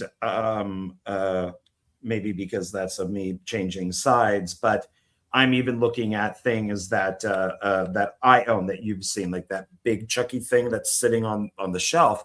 Oh yeah. With like, I don't know, maybe I want to sell this stuff. So Chucky is kind of fallen off my Mount Rushmore. And there are other movies now that are kind of, or franchises that are ahead of it. So okay. Yeah. Yeah. Jeff says, careful, John may take you out to get that lunchbox. Take me out on a date or take me out like either way. Maybe John both. Would probably go either way. Yeah. Take you out on a date, and then when I go home, you'll be like, "Oh, John, it was like boom." Wheel of Doom for Halloween. No, I'm not doing that on Wheel of Doom. The problem with that is it's just so damn expensive to ship. One thing I may put on a Wheel of Doom here at some point is this Punisher Funko, because I apparently have 3 of this. One of them is autographed, and I have 2 others of the Punisher. But I still have to take this out to John. John is getting this. Joanna from Office Space, my backup of that. Oh yeah. So, thanks. Yeah, that I do appreciate. But that's great. Yeah. So we'll see what to do with that. But that's it. That's and I know Antonis would love it. Antonis is a big Chucky fan. I think Chucky is his favorite franchise. So yes. And Antonis is getting ready to go to Greece, his home country, his native land. Very I've heard it's the word. Go to Greece. Yeah. I think there's a couple different letters in that Greece. It's spelled a little bit different. Oh, okay. Yeah, but it is the word. Also, the bird is the word, is what I've heard too. No, don't say that. Yeah. I don't have a Peter Griffin in here. How do I not have a Peter Griffin? Nah.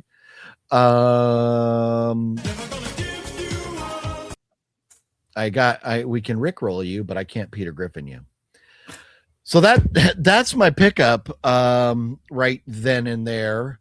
And John has no pickups. So it's so morbid now to dive into our favorite serial killers. I know it's a little after learning that Hayden Panettiere has just passed away. Sad stuff. But we did promise it. I do want to do it. But maybe it will just be not as goofy as originally planned. Why? Look, I wish we could be bigger and have this thing in here, but I can make it bigger. Let's see. Oh, I'm doing the wrong one. Hopefully, maybe this will work. But so I have a list here of 10 serial killers. We will we'll read the tabs about them and share the info so we can make our decisions. And I thought about doing regular tier list where we just rate them, but I don't want to do that. I want to actually rank these 10 individuals 1 through 10. I thought that would be kind of fun. So here we are, our favorite serial killers tier list. And so we have 10 slots there, and we have our 10 pictures down there. And so I'll remove this for now. And can I? Oh no, wait. I'm gonna. I wish I could put two things up here at once, but it won't let me. It's a button. I don't know why, because I do see YouTubers click. They're always flipping through tabs, and I Yeah. can't figure out how they do it. Well, so I could do this, but I don't know that I am too thrilled about doing it this way. Oh wait, well, hang on a second. Maybe I can do this.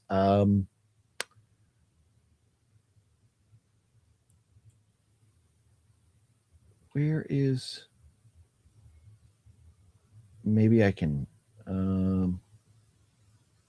Do. Oh, by the way, the Nikki Obsession Funko Pop is already on pre-order, and it will be out November 30th. Ah. How do I? I'm trying to like hide all my shit at the top that I just showed inadvertently a moment ago. There's a way to like split screen, screenshot, find more tools. I just don't know how to do this shit. I suck at it, and now I'm boring. Huh.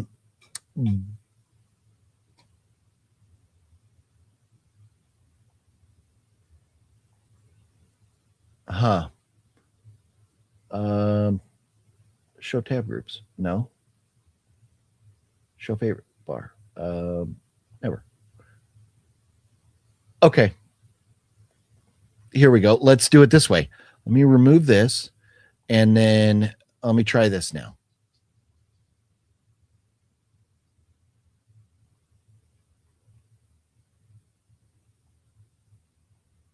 Let's see how this looks.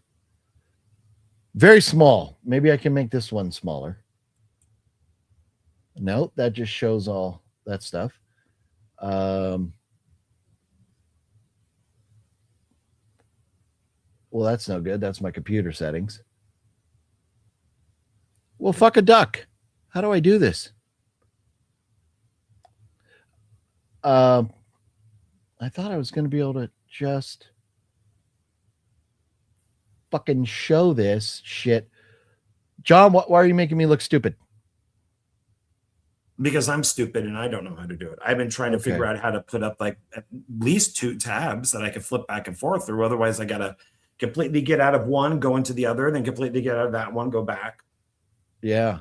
There's a way of doing it. I don't know what they're using, but you see Nerdrotic and Critical Drinker and Ryan Kendall and all these guys, you could see up on top, they have like 20 tabs and they just hit the tabs. And it's just like, I can't figure out how to do that. Yeah. And tier list maker. Man, horror movie. Where's God? I am being boring as fuck now. Yes. This is not the page I want. So sorry, I'm almost there. I think maybe just a moment here. Oh, there we go. That's what I want. Okay, let's try this now. Okay, so over here we have our tier list, which maybe, and then over here we have our killers, but it's still kind of small to read, but you could see the pictures. So the number one on the list is Jack the Ripper. So I don't think we'll read all of it, but in 1888, London's Whitechapel district was gripped by reports of a vicious serial killer stalking the city streets.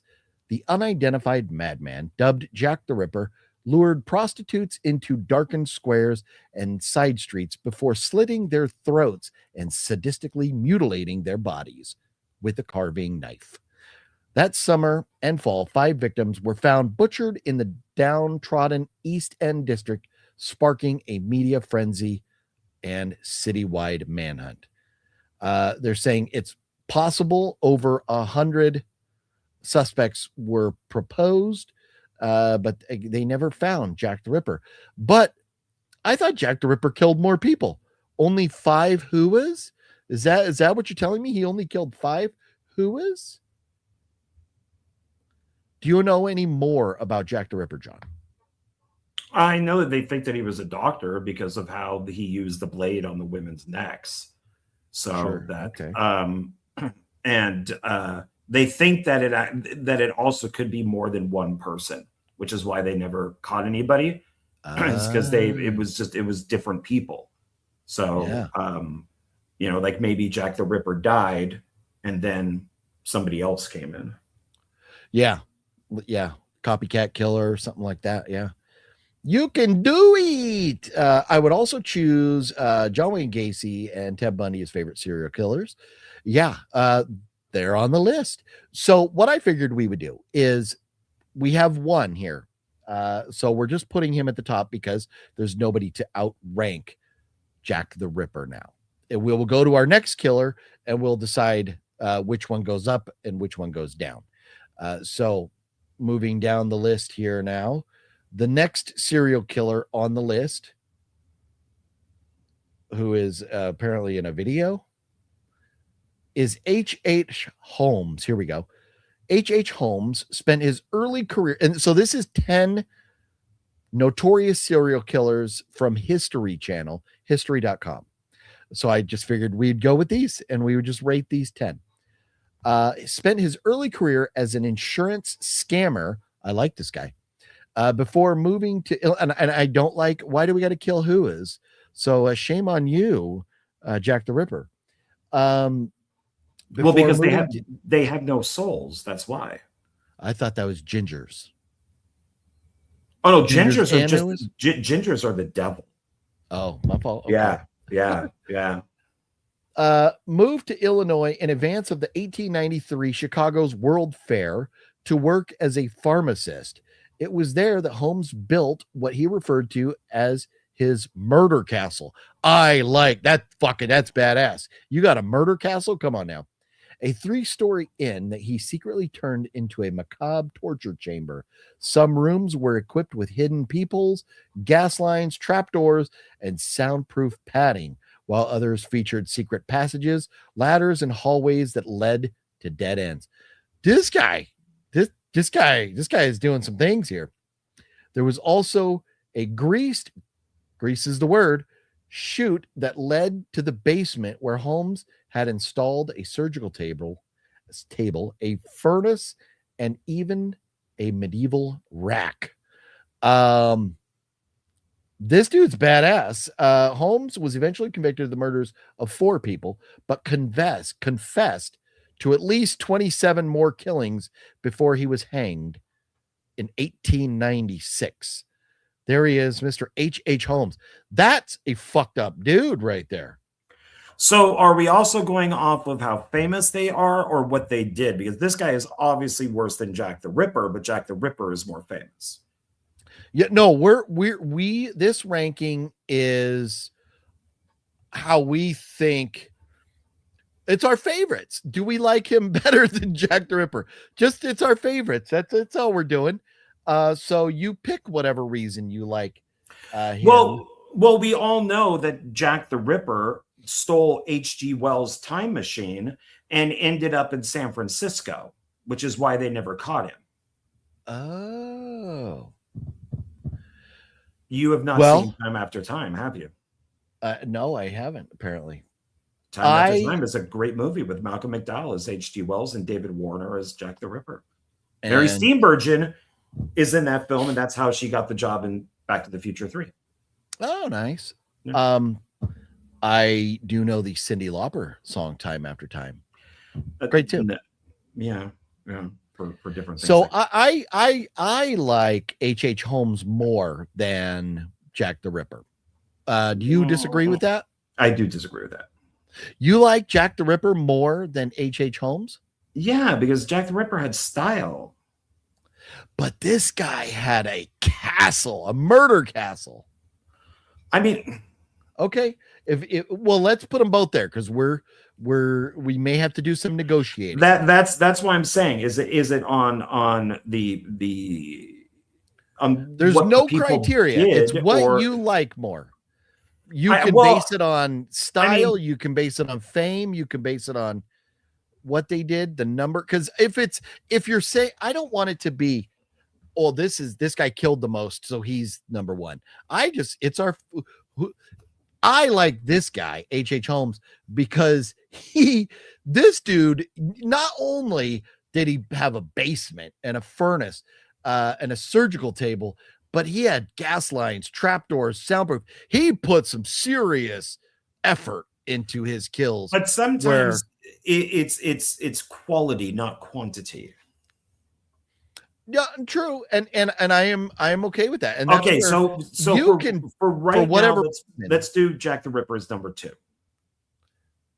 okay, already know on this list who's going to be my number 1 anyways. So okay. So and then so what we're gonna do is each one we go down, we'll find out how far up the list they go.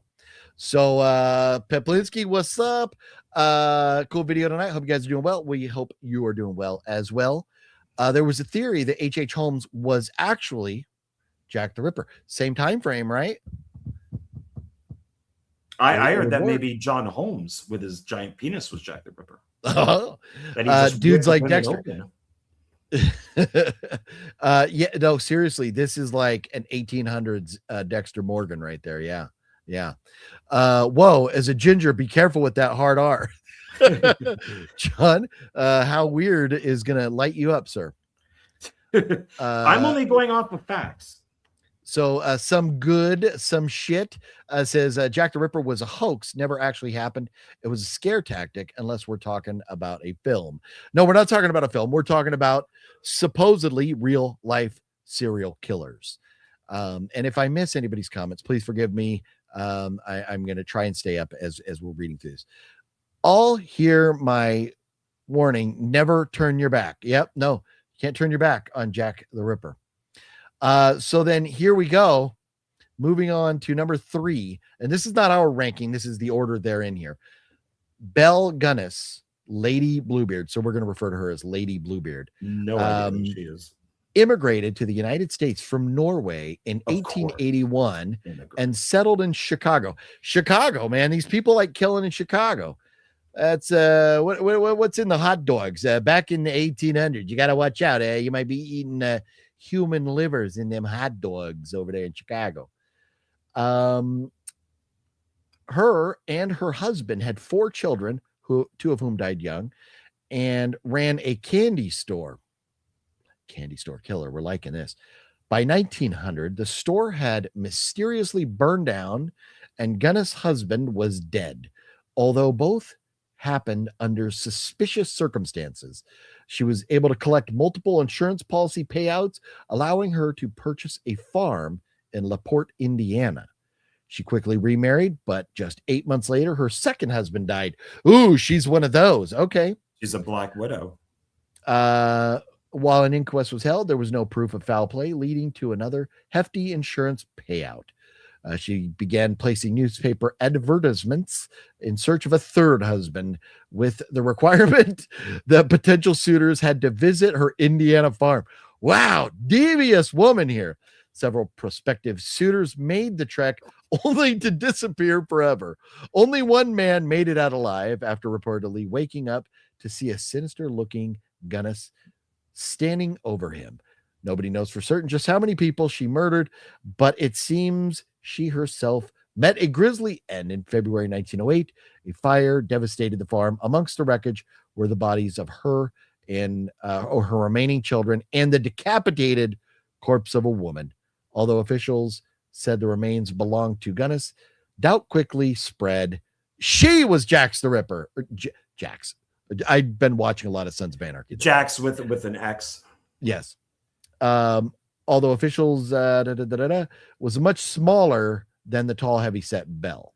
The search for her missing head, which never turned up, led to gruesome discovery of almost a dozen bodies, including the missing suitors and her children. She's not even hot.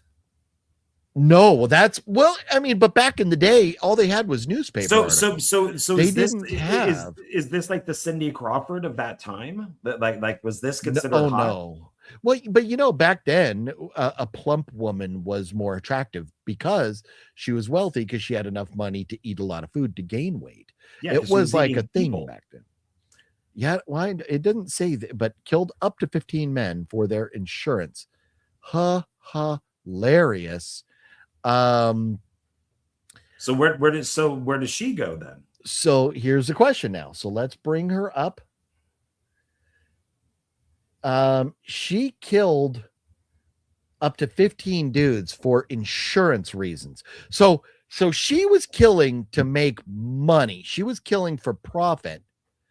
The others appeared to be just killing for pleasure. Like, I'm going to kill John Ward if he doesn't drink some Kafifi and quit yawning. Here, John, have a monster, a Red Bull. I'm actually drinking out of my Freddy Krueger mug. I thought that this would be very appropriate nice for tonight's show. Yeah. So she was killing for money, and she didn't do anything with the bodies.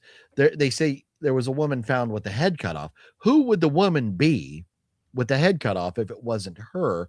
But if this woman was skinnier and stuff, who knows? Well, maybe but she escaped. Did she cut her own head off? Maybe, yeah, maybe she knew somebody was onto her and she said, I got to get out of here. I'll cut this woman's head off. I'll burn the farm down. I'll take go on, take the money and run, and I'll get out of town and let the farm burn down and let everybody think that was me that died. Well, yeah, if you cut the head off, and they didn't have the technology back then, so they would probably just assume it's her. Then she roamed the countryside, turning men to stone by making them look at the eyes of the head she had cut off. She's really Medusa is what she is. Oh, wow. Jeff used to hunt in LaPorte, Indiana all the time. Nothing but woods and farmland. Well, if you ever ran across a dead, and you're not near Indiana now, but if you ever stumbled across a dead body, you may know have blah, blah, blah, blah, something about where it came from. Some shit says that H. Holmes had a game based about him controlling robot mannequins. Continue his legacy at the hotel. Sounds weird, but it was quite good. That is interesting. Holmes and JTR were contemporaries, and theory was Jack the Ripper fled London to the U.S. Yeah, he took a time machine. He took H.G. Wells' time machine and ended up in San Francisco in the 80s. Ain't that some shit? She looks like she can make some good cookies. She does look like she would make some good cookies. You would go over to her house and she would send you home with like a pecan pie or something. Flesh cookies. Yeah. That's Auntie Lee. Auntie Lee's meat pies right there. Fun movie if you haven't seen it. So there we are. Now we have H.H. Holmes, Jack the Ripper, and Lady Bluebeard. I think I would leave her at the bottom of those three so far. I think she should go to 1. Why would you say that? Because she kind of seems to just be like a female version of H.H. Holmes, And that just being a female serial killer makes her more badassery? Well, I mean, there aren't a lot of also female serial killers. I mean, that's very rare. True. Very true. So we could only have one number 1? Well, yeah, because we have 1 through 10. We're putting them in order. So HH right now, A or number 1, make her 2 then. Okay. Yeah, no, as we go, we're gonna put all of these in the order we think. And each one we add, we have to shuffle them down. Gotcha. Okay. So there you go. Okay. Number 4. Number Ed 1 Gein. automatically. Number 1 automatically. The Butcher of Plainfield. The man, we got it. We still got to give him his due. We still got to give him his screen time here. The man whose macabre and horrific acts help inspire Psycho, Silence of the Lambs, and the Texas Chainsaw Massacre, and many other movies. Yeah. Grew up in rural Wisconsin farming town. Ed Gein had an isolated, troubled childhood. His father was an alcoholic, and his puritanical, if I said that right, domineering mother instilled her son a pathological fear of both women and sex. When his father, brother, and mother died within a 5-year period, he was left alone at the family farm, where he eventually cordoned off parts of the house, turning it into a shrine of sorts to his mother. Now, my mustachery is very itchy right now. Have you seen the Charlie Hunnam Ed Gein movie? I know there's lots of Ed Gein movies and stuff.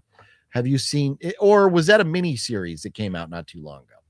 It was a mini series that was not correct. It's the one that gets criticized the most. It's a Ryan Murphy, and it's almost just like any of them. You know, like Kane Hodder played him, and that's the one that Tom Devlin worked on. There was also one with what's his face, who played Charles Manson.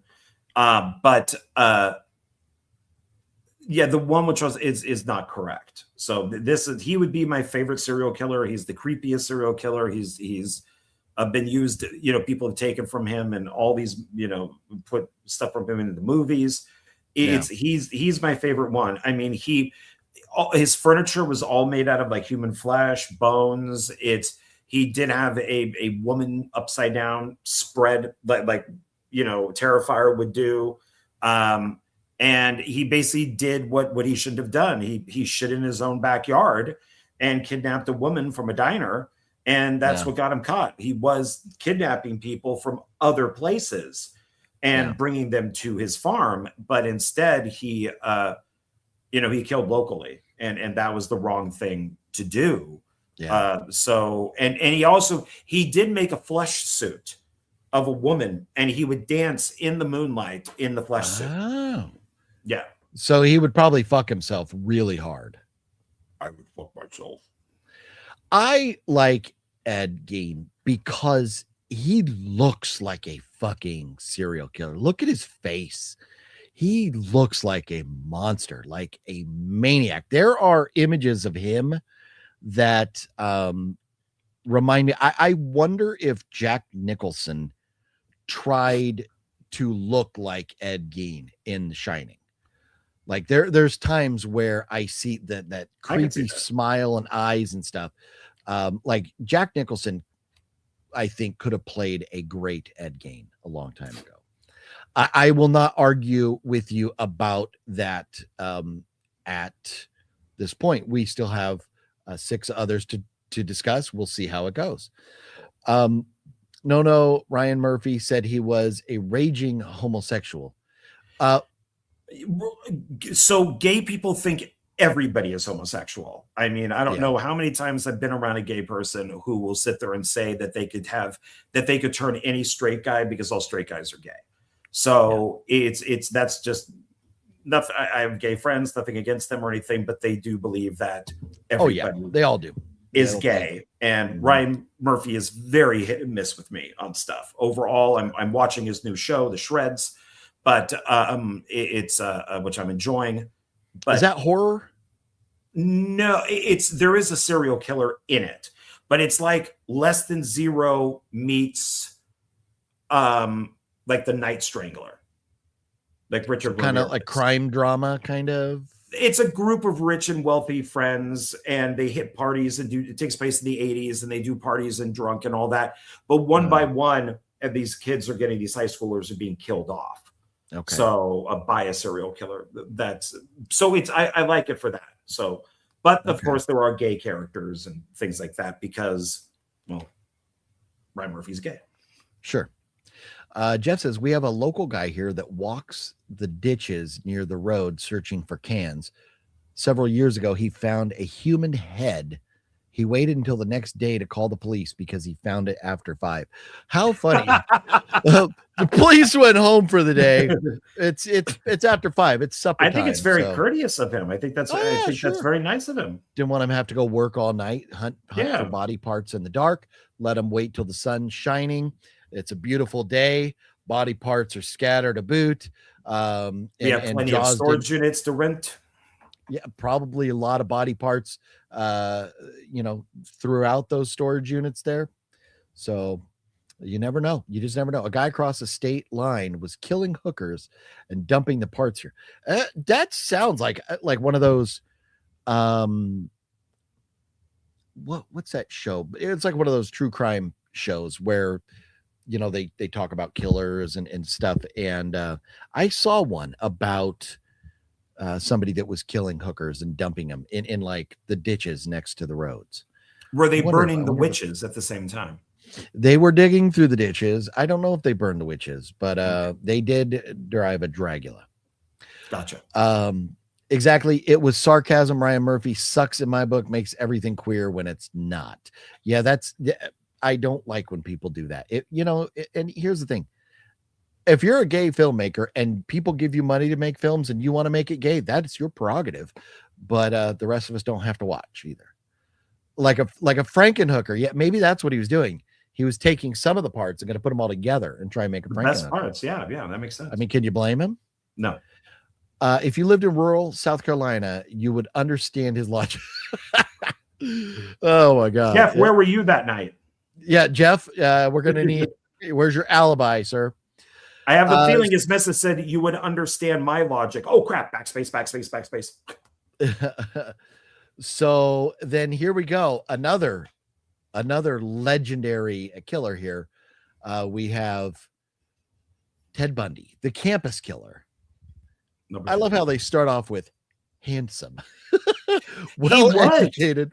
He was a very good-looking guy, and women wanted to marry him. Look at the picture here. He kind of looks like Rob Lowe a little bit in that picture. Well, look how he's standing. This is a confident dude. He's Rico. Suave. He seemed like the unlikeliest of serial killers. That made this decade-long multi-state killing spree all the more surprising and to some appealing. Born to an unwed teenage mother, Bundy never learned his father's identity and was raised believing that his grandmother was actually his mother and his mother was his sister. Man, this is that's we stole some of this for an episode of Sons of Anarchy. I know this for sure. Following a difficult adolescence, Bundy graduated from the University of Washington, soon embarked on a murderous spree, killing his first victim in Seattle in 1966. Was Bundy the basis for American Psycho? Sounds like American Psycho. No, Bundy was, so the woman that he was seeing with the kid, he was like really nice to the woman and the kid. They had no idea. He was like a total like great guy with them. If you remember in Silence of the Lambs, there's the van and he's trying to get the sofa in and he has the broken arm. Yeah. That's Bundy. Bundy would do that. He would pull up, he had the cast, and he would make the women get in, and then he would hit them with the cast. Okay.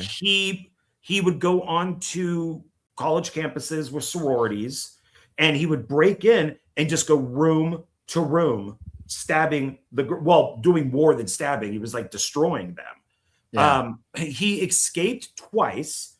One time he was in court, and they put him into a room, and he crawled out through the vent. Wow. And then went up into the mountains and murdered more people. Yeah. And it was, Bundy was God, he would probably be my second favorite. I mean, this guy was amazing. Oh yeah. Well, and look at this. You and I love sorority house murder movies. And he killed several members of a sorority his final victim, a 12-year-old girl who he raped and murdered. Man, what a bastard. I am with you though. He is definitely my number 2. Yeah, he was so confident and had such an ego that he represented himself in court. He felt that he fired his lawyers, represented himself because women loved him. And he was so smooth, and he was that tennis pro. So he would be, you would see him on tennis courts with the rackets, and he'd have the towel around him. And this guy was like the most charming person, and then he Yeah. would just murder you horribly.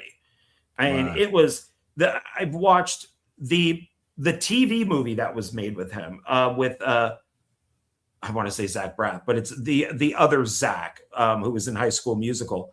He actually did a really good job as Ted Bundy, and it was pretty right on, Okay. with what he did. And because he also used to drive around in like an old VW Bug, and he would go to beaches and he would look for people, on the Wow. beach, and he would try to kidnap them from the beach. And some people escaped and some didn't. But it's yeah, Crazy. like how weird. Okay, I said like 3 times. Yeah, it was like 2 or 3 times. Yeah. He just kept escaping, just Yeah. over and over again. Yeah, this is fun too. He became a media star, welcoming journalists to his cell, receiving letters of admiration from lovelorn fans, and even married one of them. Yeah. And providing an endless list of clues about additional murders he might have committed in the hopes of delaying his execution. It didn't work. He was executed in electric chair in 1989, with the true number of victims unknown. Yeah, they think that it was a lot more than what he's saying. His big thing was that so he wouldn't be executed, which he cried like a bitch going to. Mr. Tough Guy Murderer like bawled his eyes out. He sat there and said, look, why don't you use me? The FBI, CIA, all these people, you police, use me. Since I've killed people, I can tell you what other serial killers are doing if you don't execute me. Yeah. And they're like, no. Yeah, I mean, was kind of a great strategy if you think about it. If you have no other hope and you're going to the electric chair, why not throw that out there and be like, yeah, I can help you. You want to know where these dead people are? I'll tell you. Yeah, it's like when you have a hacker, you don't put the hacker in jail, you hire the hacker.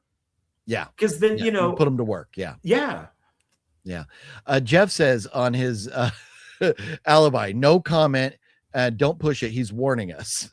I don't know. I can see your eyes there, Jeff. I don't know. Bundy was a biter and was particularly dangerous because he was intelligent. Cray. Yeah, how weird. So on here it says something. It said something about escaping. Where did I see the number of escapes? I saw something about twice at least, but yeah, that's crazy. He definitely did twice. Sean says fa better run. Love that song. My favorite Talking Heads song. Love it. And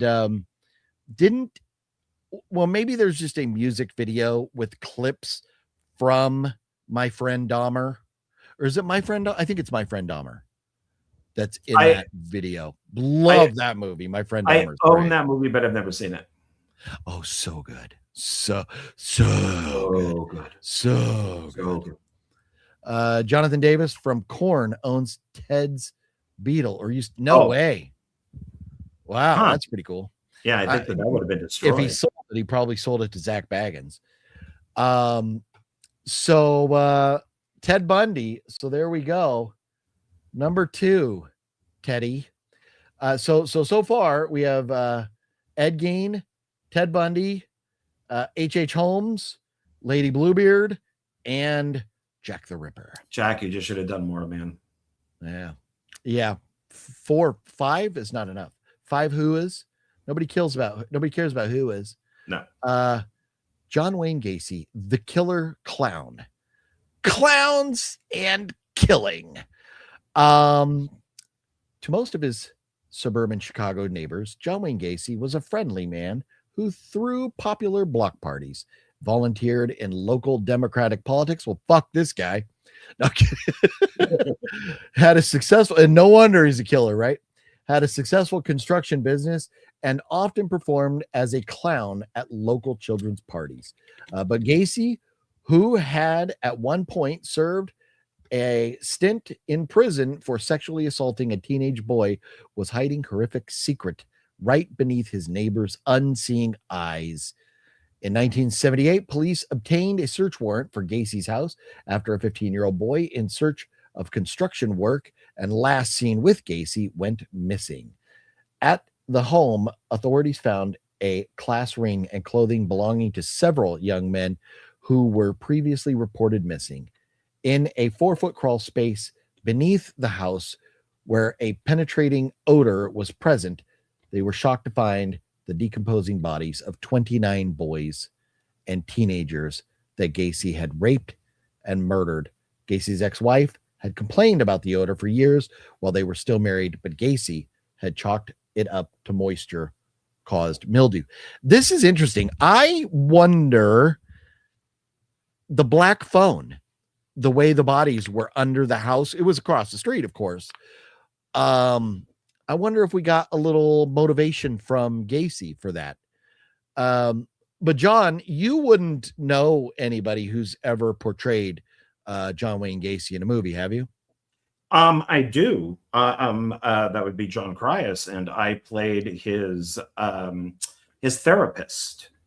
So, and Gacy is he would probably be number 3 for me. But it's there is, God, who is it? I tried looking it up and I can't find it. There is a famous, well, maybe it's a filmmaker. There's a famous filmmaker whose student film, their poster, is made by Gacy, but before he was John Wayne Gacy. Yeah. Like when he was just doing art. This filmmaker, I'm pretty sure it's a filmmaker who is now a big filmmaker.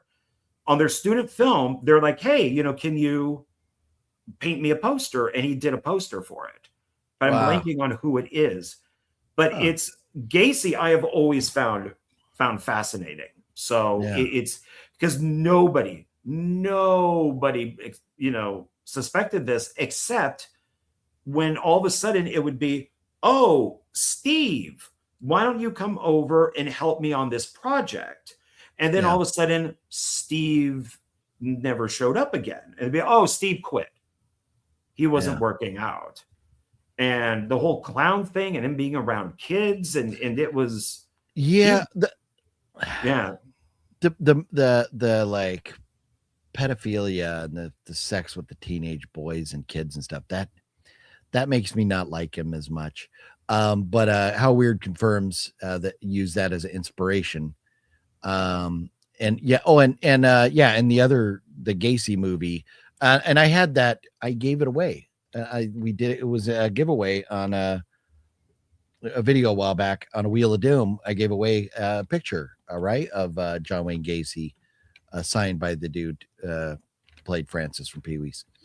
I've always wondered if the Old West or pioneer days were full of serial killers. How could you connect the dots back then? Seems like you could whack anybody on the trail or the remote homestead. And Jeff, that is part of my reasoning for my argument of where John Wayne Gacy should be, because when we look at H.H. Holmes or Lady Bluebeard or Jack the Ripper, they didn't have, and I mean, as time went on, nowadays you have to deal with DNA, video cameras everywhere, and just more people in general.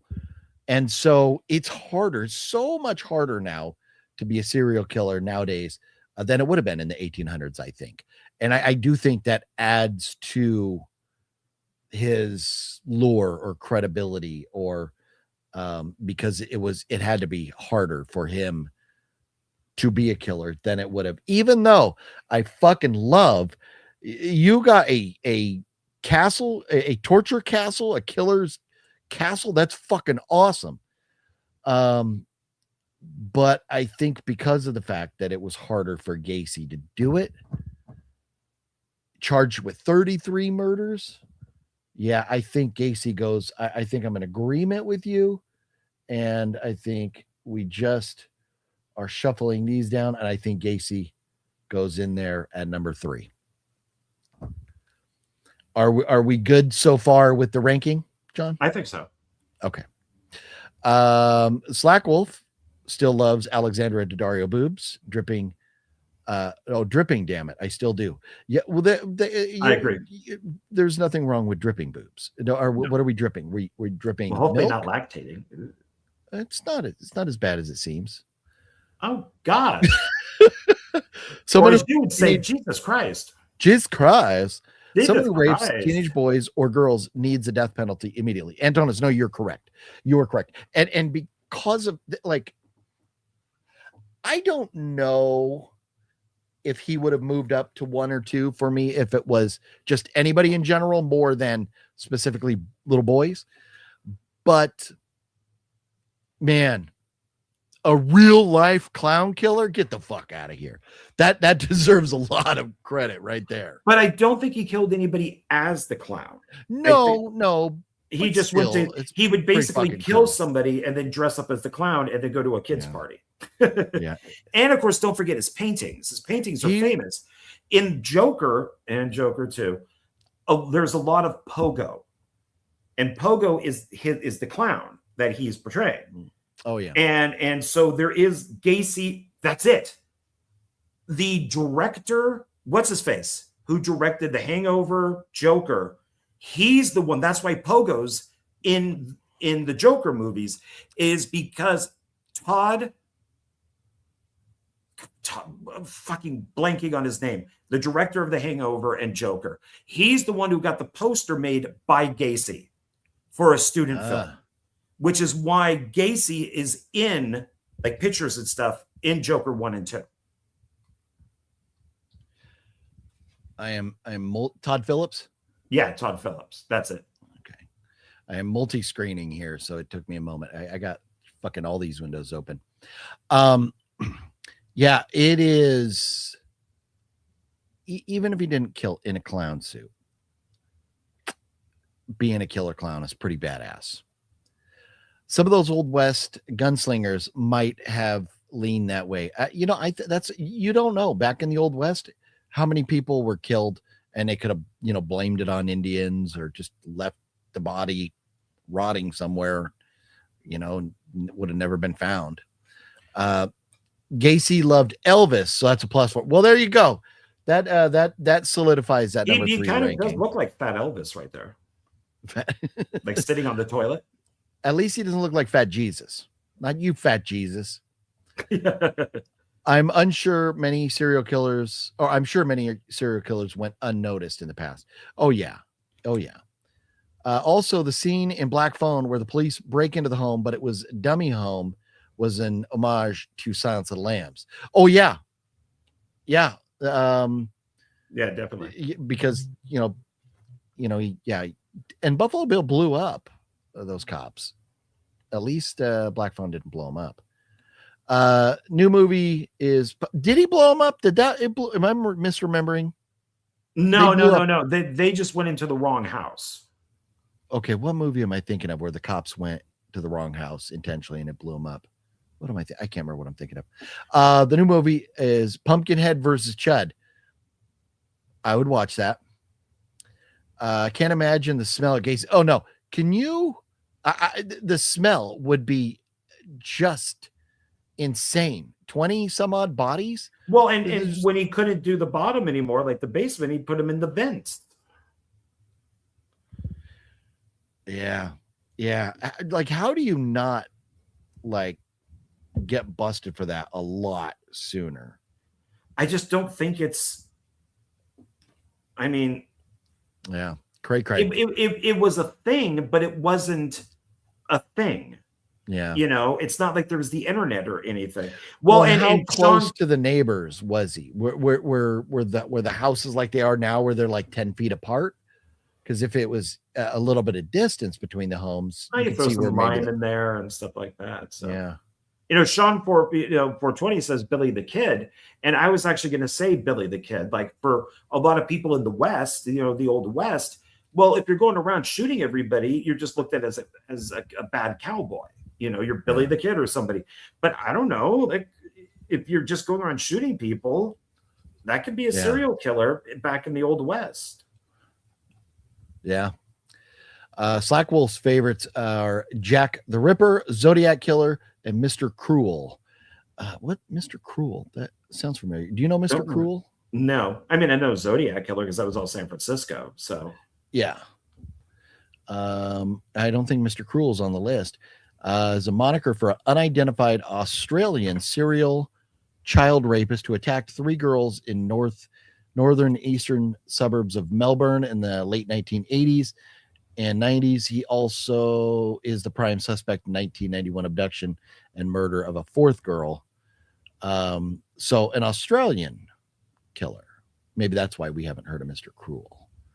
he put their bodies on the Barbie. That's fucked up. That PDF from Nickelodeon who diddled Drake Bell owned a Gacy painting. Oh, PDF, pedophile from Nickelodeon. Oh, the director guy that Well, you're gonna have to say who, because there's been a few of them from Nickelodeon, and then they just hired them back. Oh, but it's the one that did them all. The worst. There's the guy, and I'm blanking on his name. He's the guy. He's really fat, and he created all the really popular Nickelodeon shows. And so he's the one who allegedly got Britney Spears' sister pregnant. But it's been pretty much confirmed. And then he knew the guy from Return of the Living Dead, the punk rocker, the guy with the mohawk. He ended up being a pedophile who also worked for Nickelodeon, and Nickelodeon hired him back after he got out of prison. Yeah, wasn't it Schneider? Yeah. Dan Schneider. Yeah, that's the main one. The crazy shit though here is Brian Peck, a dialogue coach on shows like Josh and Drake, convicted in 2004 for lewd acts. Jason Handy, production assistant on All That and Amanda's show, sentenced to 6 years after possession of child abuse material and charges involving young girls. Easel Chanel, a freelance animator, convicted in 2009 of lewd acts against a minor.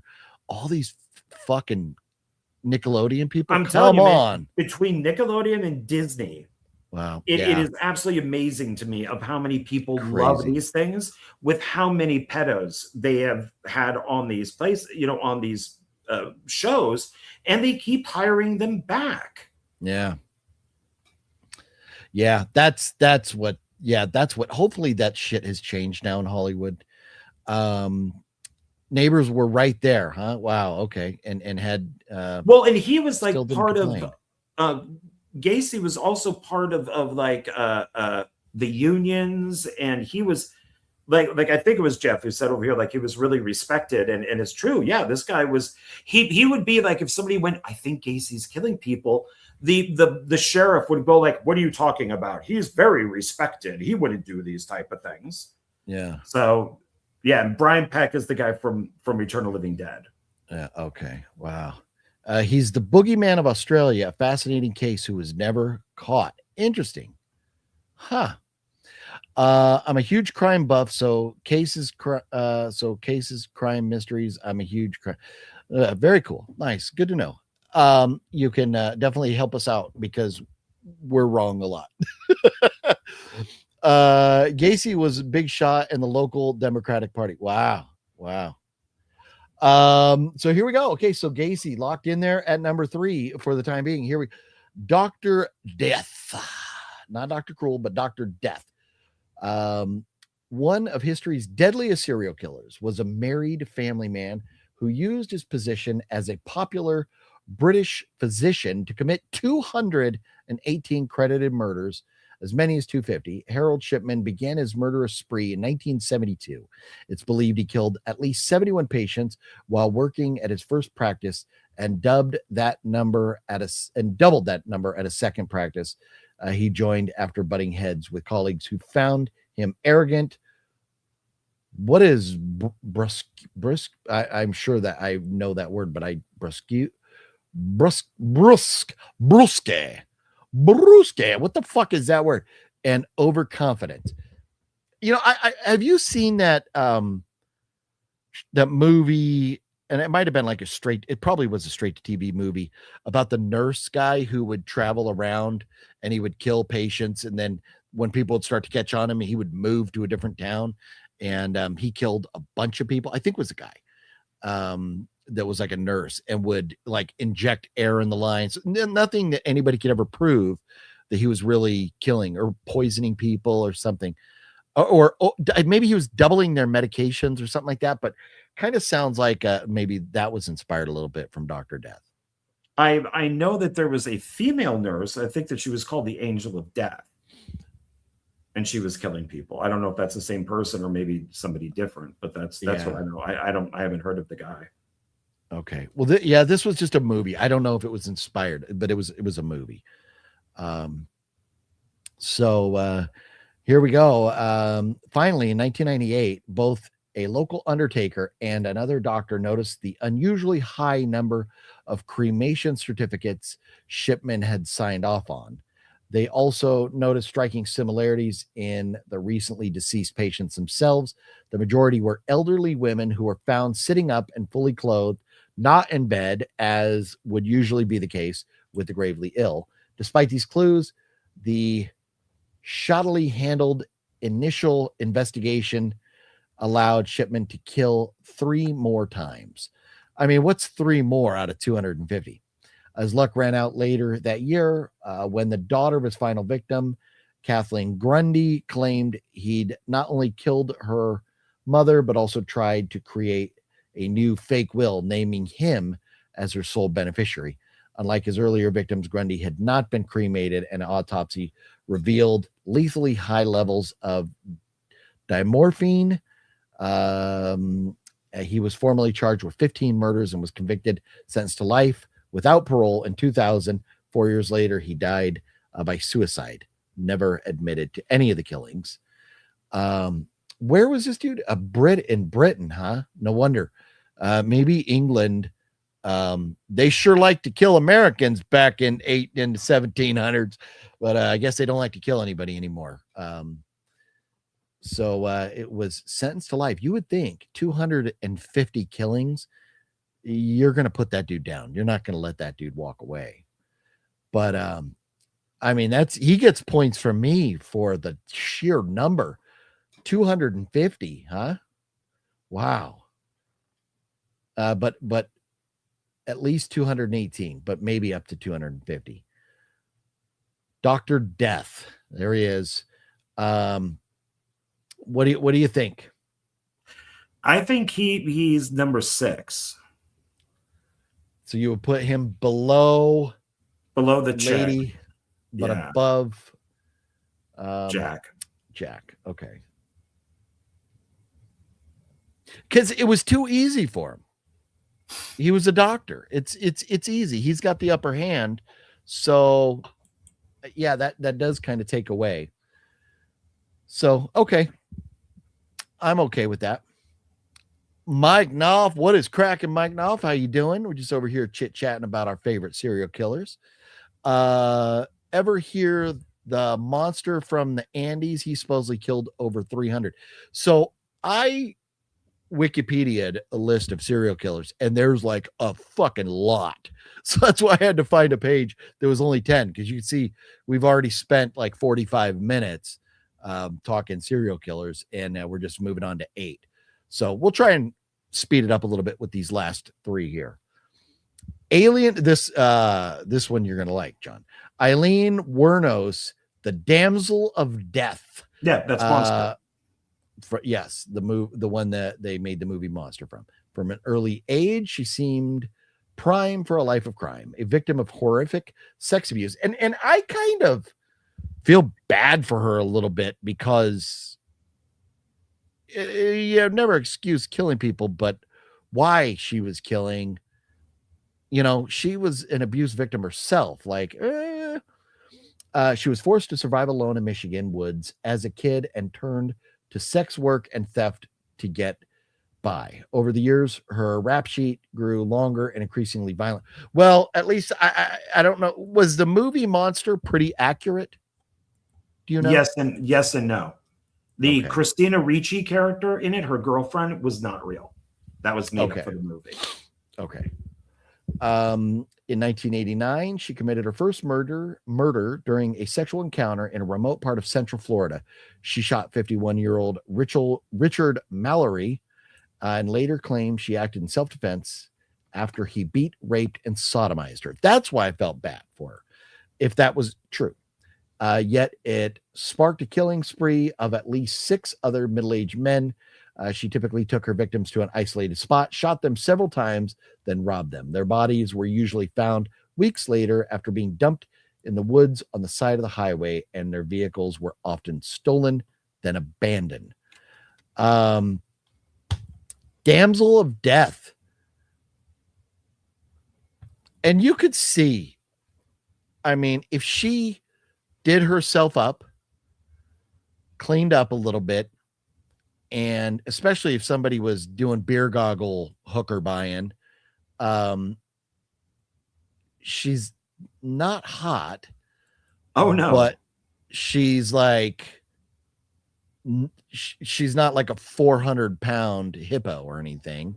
So you could see, you know, somebody driving down the street looking for a hooker, and you pick her up and you're like, okay, well, man, you looked better from far away, but all right, here, let's go do the deed. So you could see where she was able to pick people up.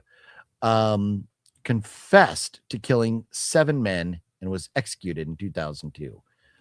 So where are you going to put Eileen the Monster, John? There she is right here. It's 7. 7 men. She was a hooker. But it didn't killed them in their car. But I think that she went looking for it. Yeah. The other ones, they were victims. So she would pick up these men who would beat her up, and then she would kill them. Yeah. So it's like, okay, then just don't go do that. I mean, I understand she's messed up in the head, but I think it was for money. She was robbing them. She was doing it for money. Yeah, that too. I mean, but is that what you're thinking right there? With Jack the Ripper moving down and her going to 7? Yeah, because maybe she gets, you know, one up from Jack, because once again, she's a woman and serial killer women are very rare. True. And she has a higher body count, so yeah. And she was fucking crazy in court too. Yeah, she's not. So yeah. If we knew who Jack was, it made, you know, if we knew more deets on Jack, because here's the thing, maybe Jack just changed his style and went and killed a whole bunch of other people a different way, and nobody ever knew. I think if we're going off of who's famous, I think Jack would be number 1. But if he's only killed as many people as you read, then it's not, you know. Yeah. So yeah, and that's so Slackwell says, "Oh, I'm sorry. There's no way Jack is number 7. Completely disagree. Jack is the Babe Ruth of serial killer." Yeah. So this list is, I don't know of, you know, notoriety or whatever, but they have Jack down as killing like 5 people. You know, when we have a doctor here who killed over 200, but the list is just our favorites. And there's no criteria for why. We're going through and kind of giving our reasons why, but as far as prolific, renowned, famous, Jack may be number 1. I mean, Ed Gein, it'd be pretty hard for me to ever push Ed Gein out of the top spot, but maybe Jack the Ripper is the most famous in history. But these are our favorites. That's all we're doing here. So we're not taking away from anyone. Because if you go up to anybody, you say Jack the Ripper, they know exactly who you're talking about. But if you said Ed Gein, they have no idea who you're talking about. A lot of people don't. Yeah. A lot of people don't. People know who Ted Bundy is, that's for sure. But a lot of these people, they have no idea who all these other ones are. Hey, a lot of people nowadays may not even know Ted Bundy. They may go, was that the guy from Married with Children? No, that was Al. Favorite serial killers, you sick bastards. Hey, you're here for the ride, Jeff. if you're hanging out with us going through this, you are guilty as well. So That's true. here we are. But it's going with favorite serial killers is more just to be funny about it. Her interviews are fascinating. She was off the charts. Yeah, no, she was a piece of work. Mr. Bones says, yes, rest in peace, Hayden Panettiere. And we are, as soon as we wrap up these next couple, we're going to dig in, see if we can find more information on her passing. It's very sad news. I'm definitely a sick bastard. Very nice. Glad Sick that you can admit bastards it. That's the first thing to recovery. Yeah. Right. So here we go then. Okay, so moving on to number 9. The BTK killer. Well, we're ranking this list. I know. We're not arguing whether they belong on it. We're just I know. Okay. Yeah. So, echoing John Wayne Gacy, Dennis Rader was the ideal all-American dad and military veteran. He was married with 2 kids, president of his neighborhood church council, and a leader of the local Cub Scout troop. But beneath his benign exterior, Rader hid a dark secret. For years, he terrorized the Wichita, Kansas area as the BTK killer, whose self-chosen moniker stood for bind, torture, and kill. I like that he gave himself a moniker like that. What fucking ego that is right there. The serial murderer claimed the lives of at least 10 people, including some children, from 1974 to 1991. He gets longevity cred too. Wanting publicity for his crimes, he began leaving hints and sending notes to local media outlets several months after committing his first murders. Even so, authorities couldn't crack the case, and Rader eventually went dormant. The monster hiding in plain sight nearly got away with murder, but a 2004 newspaper article about the anniversary of his first killing spurred Rader to write another series of notes. Police finally pinpointed him as the suspect after BTK sent authorities a floppy disk that contained identifying information. Once in custody, Rader confessed to the crimes and later pled guilty to all 10 murders. In 2005, remains imprisoned for life today, and authorities continue to question whether he was responsible. Identified as BTK killer 14 years after committing his last known murder, sentenced to 10 consecutive life sentences in 2005. That was a long time ago. Is he still alive? Yeah, he's still alive. Let's see, when born March 9th, 1945.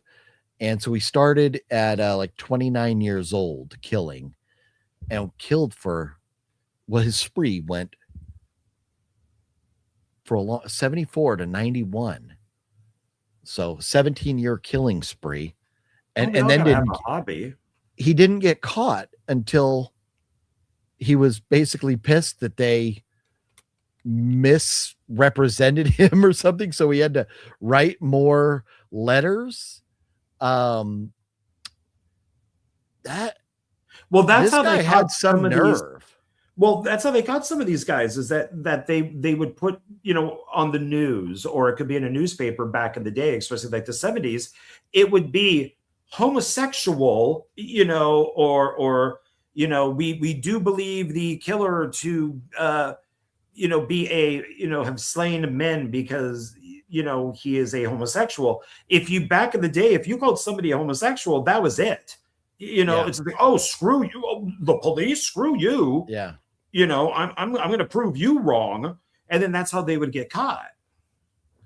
Yeah. Yeah. This dude's ego, if he didn't have an ego, he probably would have never got caught. Crazy shit. Unless he sent away for a DNA test to see how much percentage of Irish Catholic he was or something. I just came back because of his bald spot. I mean, that's pretty. Yeah. He reminds me of, what's the guy's name? David. Westerfield, who he only killed one girl, but there's a story down in San Diego town.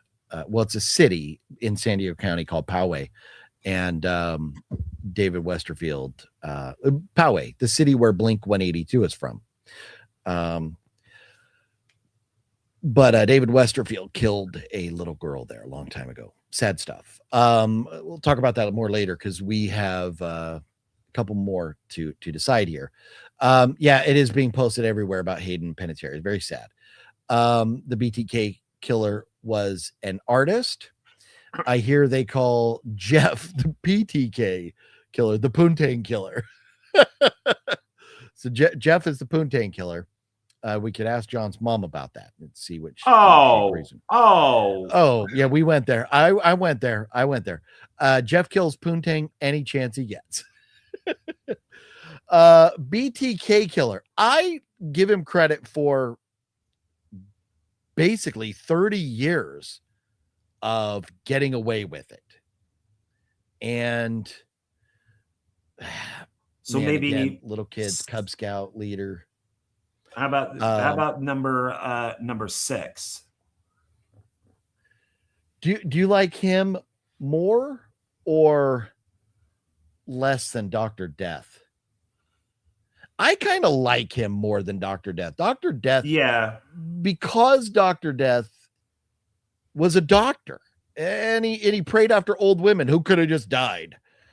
You know, it was too easy for Dr. Death, which is actually genius, and he does deserve credit for it. But I think I like BTK better. So maybe Monster should go above the Doctor then, Dr. Death. I'm okay with that.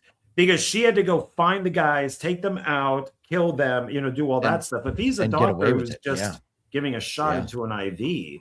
Yeah, and fingerprints and everything were already a thing when she was doing her stuff. So the idea, there was so much out there, and there was already some security cameras around and stuff. So her spree, it was a little more difficult. Yeah. Okay. Last one on the list, Mr. Dahmer himself, who, man, did I send you the picture when I was in the airport of the guy who was sitting across from me who looked just like Jeffrey Dahmer, had the fucking glasses and everything. Oh my God, that dude was creepy looking. I thought I was like, I am sitting across the table from the reincarnation of Jeffrey Dahmer here. The Milwaukee, because that's how you say it, monster, committed his first murder in 1970. And I think we all know about Dahmer, but we'll read a little bit anyways. Committed his first murder in 1978 when he was just 18. He would go on killing until his arrest in 1991. Good longevity again. After a man escaped his clutches and hailed down police near Milwaukee, when the victim led police back to his captor's apartment, they discovered photographs of dismembered bodies, the severed heads and genitalia of several other men, and a tub full of acid that Dahmer had used to dispose of some of his 17 victims. The genitals, dead genitals, that can't, like, what do you, maybe are they just trophies, or you think was he doing something with those? Because dead genitals are not going to be. He was doing a little bit of everything. He kept the head in his freezer. One guy was a black guy, and he was being too loud, so he gave him a lobotomy with a drill. Oh, that's right. Yeah, I think that was a good show. That was a pretty good show too. Yeah. And it got it pretty right on too. And it was at first, like, the police didn't believe, because he had a couple people escape, and like I think it was the same guy. And because the police went to his house and left, like, at least once before, right? Yeah, because it was, once again, the time period. The police are just like, oh, they're gay. They had a fight, we're just gonna, we're cops, we're just gonna leave, these are, deviant people. And so they just had a fight, but no, he was cutting heads off and he was eating people because he was a cannibal. And he left the black guy with the drill in the head. He left him there for days, and like slept with him. So this is, he's not a smart guy, but he knew what he was doing as far as murdering goes. So I would think that he would be right below Bundy because of everything that he did. Okay. He was sentenced to 957 years, so there was a chance of parole, but just, like 450 years later or something. Yeah. But he was killed by a fellow inmate just 2 years later. Yeah, he was mopping the bathroom, and they took the handle and just beat the shit out of him and killed him. Deservedly so. This is a picture of him at his initial appearance at the Milwaukee County Circuit Court, where he was charged with 4 counts of first-degree intentional homicide, and on July 26, 1991. Man, we just passed up the 35-year anniversary. Wow. Dahmer was arrested after police found the body parts of 11 men in his apartment. 11 men. Yeah, he was definitely like Gacy would pretty much do anybody, it was like if they were male. But yeah. Dahmer was because he would pick them up in bars. Yeah. So we're shifting all of them. Yeah, I think he's even better than Gacy. I think Gacy should go right below him. Yeah, that's a good one. That's a tough. Because also look at Dahmer. He's like a good-looking guy. He's somebody where you walk down the street and you wouldn't think of anything. He's not all messed up looking, and so people didn't believe that he was killing people. It's just like, oh, he looks all American, blonde-haired, good-looking guy. He's not killing people. Well. Yeah. I think that's tough between Gacy and Dahmer, but I do think I'm okay with this. I do think I'm okay with this list as it stands right there. So how are you feeling? Are we good? Anything else that we should question as far as where they're ranked? No, it's sad that Jack the Ripper is down at the bottom, though. It is, but I mean, we got some good killers. I know. And I mean, Doctor, maybe. I mean, I would, if we want to throw Jack the Ripper a bone, I would maybe I might even be willing to do that. Oh, interesting. But because Jack the Ripper is, I mean, when you have that many movies made about you, come on now. She just has one movie made about her. I don't know if Dr. Death got any movies made about him. But I don't know. What do you think? What do you think about that? I think that works for me. Yeah. Okay. So there it is. I have made this a public list. So I am surprised Zodiac's not on there, though. Well, yeah, and and that's where there's so many to choose from, and that's what I found this and was like, well, we'll go with these. Well, apparently there's like a poll or something. Okay, just like you, I don't know what the fuck I'm doing to save it. So I would take a picture first. Well, I'm just gonna leave it alone until. Well, when you go down and see where it says save or download. Yep. So when you click on that, it's going to ask you to retitle it, and just put like a 2 or something like keep it your original name, but just add like Serial Killers 2. And then that will save it, and you should be okay. But like we've learned from me, I would take a picture first, especially if we're going to continue this. Yeah, and I want to look at the website here more and see if there's, how to go about make the live voting poll and stuff, and we can leave it live so people could go look at it. Maybe I'll put a link. Because I don't have a link to this yet. Maybe I'll put a link and down below in the description here, and people can go vote for themselves.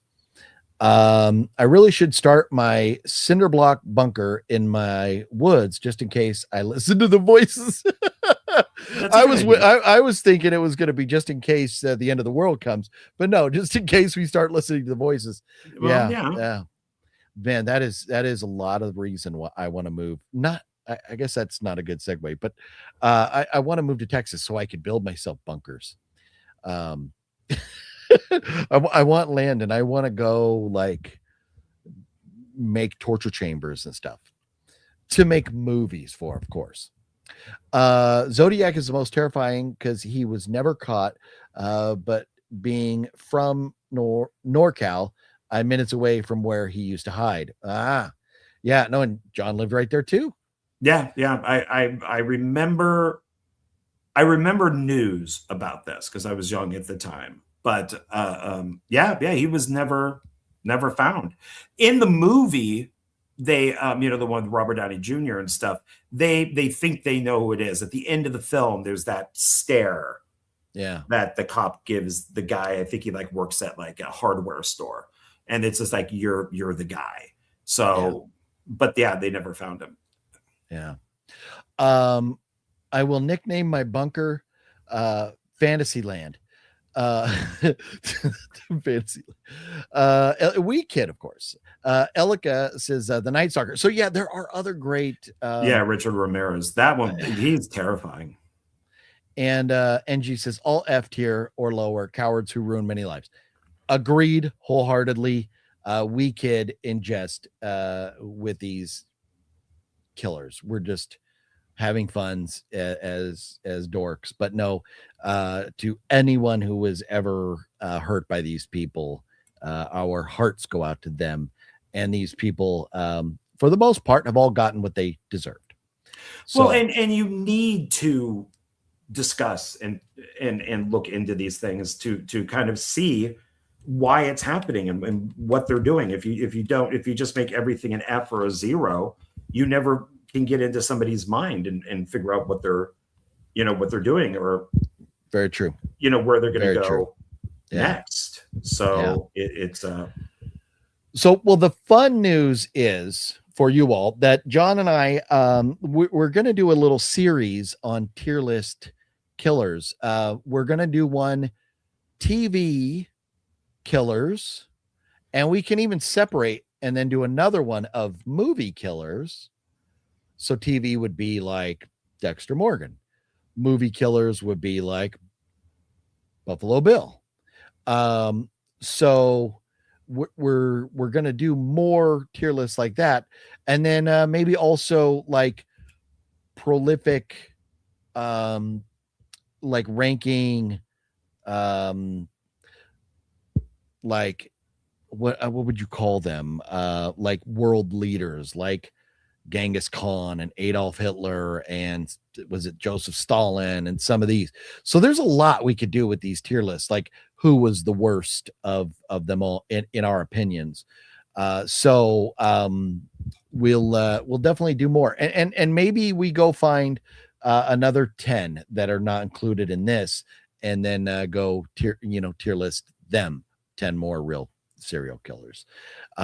But ranking is always fun because it's interesting conversation. It's interesting to see how people view one person or another. So it's good stuff. And I'm very glad that John came up with the tier list idea. Just a tip: when you cement the cinder blocks in your bunker, cement lengths of chains in the blocks. They will come in handy when things get hopping. Well, that's what you got to have your secret room in the back where you keep all your weapons. Like, well, if anybody has seen McDreamy in Memory of a Killer, he has a really fucking cool room with all the weapons. And in John Wick, right? Or was it in John Wick, or was it in Hotel Artemis where they had the room with all the weapons and they went to buy them? But it was in that world. It's John Wick, it's Ballerina. They all have the oh yeah, no, that's right. It was in Ballerina. Yeah. So those rooms with all the weapons and stuff. Yeah, that's awesome. Got to check out the Beast from Jersey. Dude was sick in the head, wore a mask. You think there's enough Colts to do a top 10? Definitely. Oh, yeah. Good call. Good call. But Jim Jones would be number one automatically. Probably, yeah. But man, I'm telling you, I was ready to hop on that Comet and fly away, man. That happened in Carlsbad, California. I think it was Carlsbad. And I grew up like 15, 20 minutes from there. The Heaven's Gate one. One of my pet projects, I would love to do a Jim Jones movie and have Vince Vaughn play Jim Jones. If you've ever seen Vince Vaughn. Oh, no, Vince Vaughn would be a great casting. He looks like Jim Jones. Yeah, would be a great casting. Just before we move on, because of talking about TV shows, if you have not seen it yet, highly recommend Memory of a Killer. Has Michael Imperioli and Patrick. Oh God, what's his name? McDreamy. Oh, Patrick Dempsey. Dempsey, thank you. Memory of a Killer. That's a great one. And The Westies should be a new episode out today that I'm going to watch after we're done here. The Westies is great. MGM Plus. You can watch it on Amazon. It's a mob show from like takes place during the 80s. It's great. Those two, and yes, and Reacher's out now, so plenty of stuff. And then I've been watching the shit out of Sons of Anarchy later, rewatching. And man, after rewatching Sons of Anarchy, boy, do I have a different opinion of. I still love the show, but I have a different opinion of Jax Teller. He was quite the bitch. Basically, let his mom. Have you seen the show, John? Have you watched Sons of Anarchy? No. Fuck you. Yeah, he let his mom manipulate him in the club so much that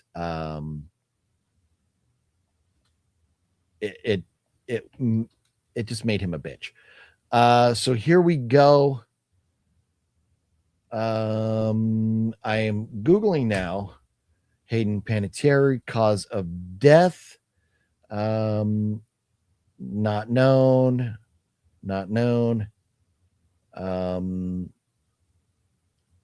What we know so far, parade.com. Let's see if I can read this.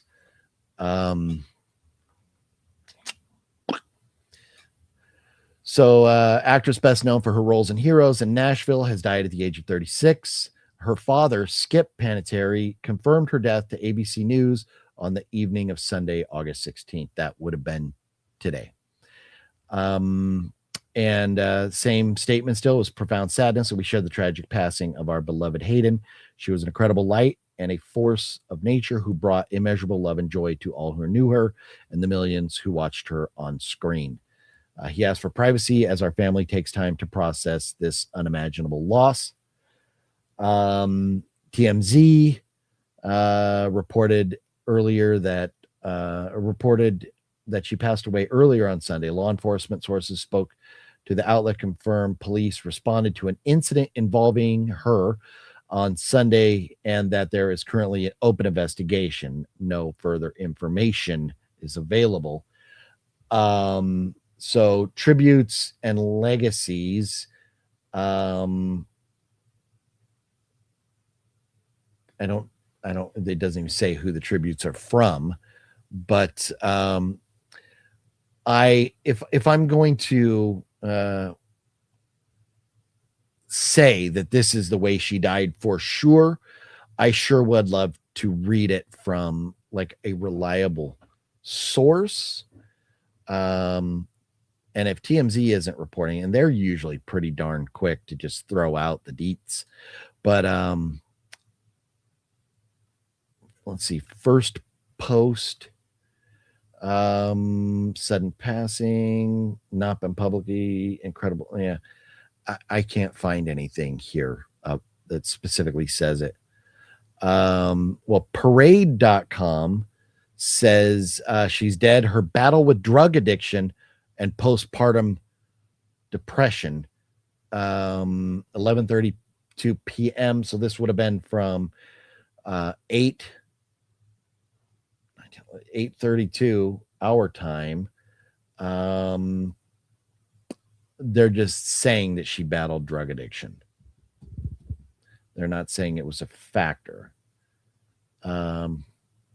So yeah, I don't know. I can't find anything that I am ready to 100% say that was the cause. That Netflix Jonestown murder doc is so sad, but a great watch, very informative. Oh yes, yeah. No, that man, that dude's fucking crazy. And I like, not that I like the fact that anybody died, but I like the meme that's like him and then Fauci, and Fauci's like, hold my beer. Funny stuff. John, were you looking up, or were you able to find anything on Hayden Panettiere's passing, or were you even looking at that at all? I wasn't looking at that. Okay, no. Sure. Some people are still alive. Yeah. You know, in the one, what was the one in Texas in where they burned down the compound and stuff? That church, David Koresh. That, where that was, you can go there. Like, they built a new church and stuff, and there's times where they're open to the public, and like the concrete, a lot of the foundation and the pool, it's not filled or anything, but it's still there, and you can go see where that stuff took place. It's right off the side of the highway. Crazy shit. That's on my list of places to visit in Texas sometime. You hated his mom? Whose mom? Whose mom did you hate? Cementing the Sons of Anarchy. Gemma, yeah. Fucking hated Gemma. Show would have been better off without her. Cementing the chains, ensure your guests can't pull them off the wall. Just saying. Yeah, guests. Yeah, you got to make sure you're going to do it right. If you're going to be a serial killer, we know how to get caught. You got to make sure you don't. John, anything else that we needed to talk about this evening? No, I put up a new video is out today. So it's a Funko Pop hate purchase video of Funko Pops that I hate but love them at the same time. So that's out. Nice. Yeah. Well, yeah, everybody check that out. And oh shit, we never got to the Marvel stuff. We're already 3 hours in, so we're not going to get to that tonight. John has a lot of stuff to do. Christian's cousin Danny lives in Crawford, Texas. Could smell the bodies and see the smoke where he was. Wow. The mom, Waco is right. That's where it was. Yeah. The mom did her job because we hated her. No, very true. And Katie Seagal is a phenomenal actress, and I have her autograph up here on the wall that I got from Wet Movie One. I wanted to get Charlie Hunnam's autograph on it because it has both their picture. But when he was at Creep IE, I did not go. My fault. But that's okay. I got his autograph now, but unfortunately, it's on that movie where he plays a king or something. King Arthur. Yeah, there you go. Yeah. So I won't be here next Sunday because I'll be in Europe. Decent. Well, have fun in Europe, Antonis. That's great. Yeah. So Waco's right next to Crawford. Okay. Right on. Yeah. No, it's crazy. Well then, anyways, everybody, I think we'll probably call it a night here and head on out and go watch. I'm gonna go watch the Westies. John's got stuff, but you're watching stuff for videos that you're going to be doing coming up. Anything that we should be looking out for coming up, or no announcements of dates or anything yet? I don't know exactly the date, but I'll be watching Hudson Hawk and reviewing that tomorrow with Jonathan for Indie Film Cafe. But right now, once we get done, I'm going to go watch Lanterns, the new Green Lantern show that's on HBO for DC. There's a new Green Lantern show? Yeah, it's just called Lanterns. Huh. It's supposed to kind of be like True Detective, but with superheroes. Okay. Nice. Yeah, it just came out today. So. Okay, cool. Well, enjoy that, and we'll talk soon. Sounds good, man. Everybody else, have a good night. Thank you for enjoying your Sunday Night Mayhem. See you later, kid. Bye.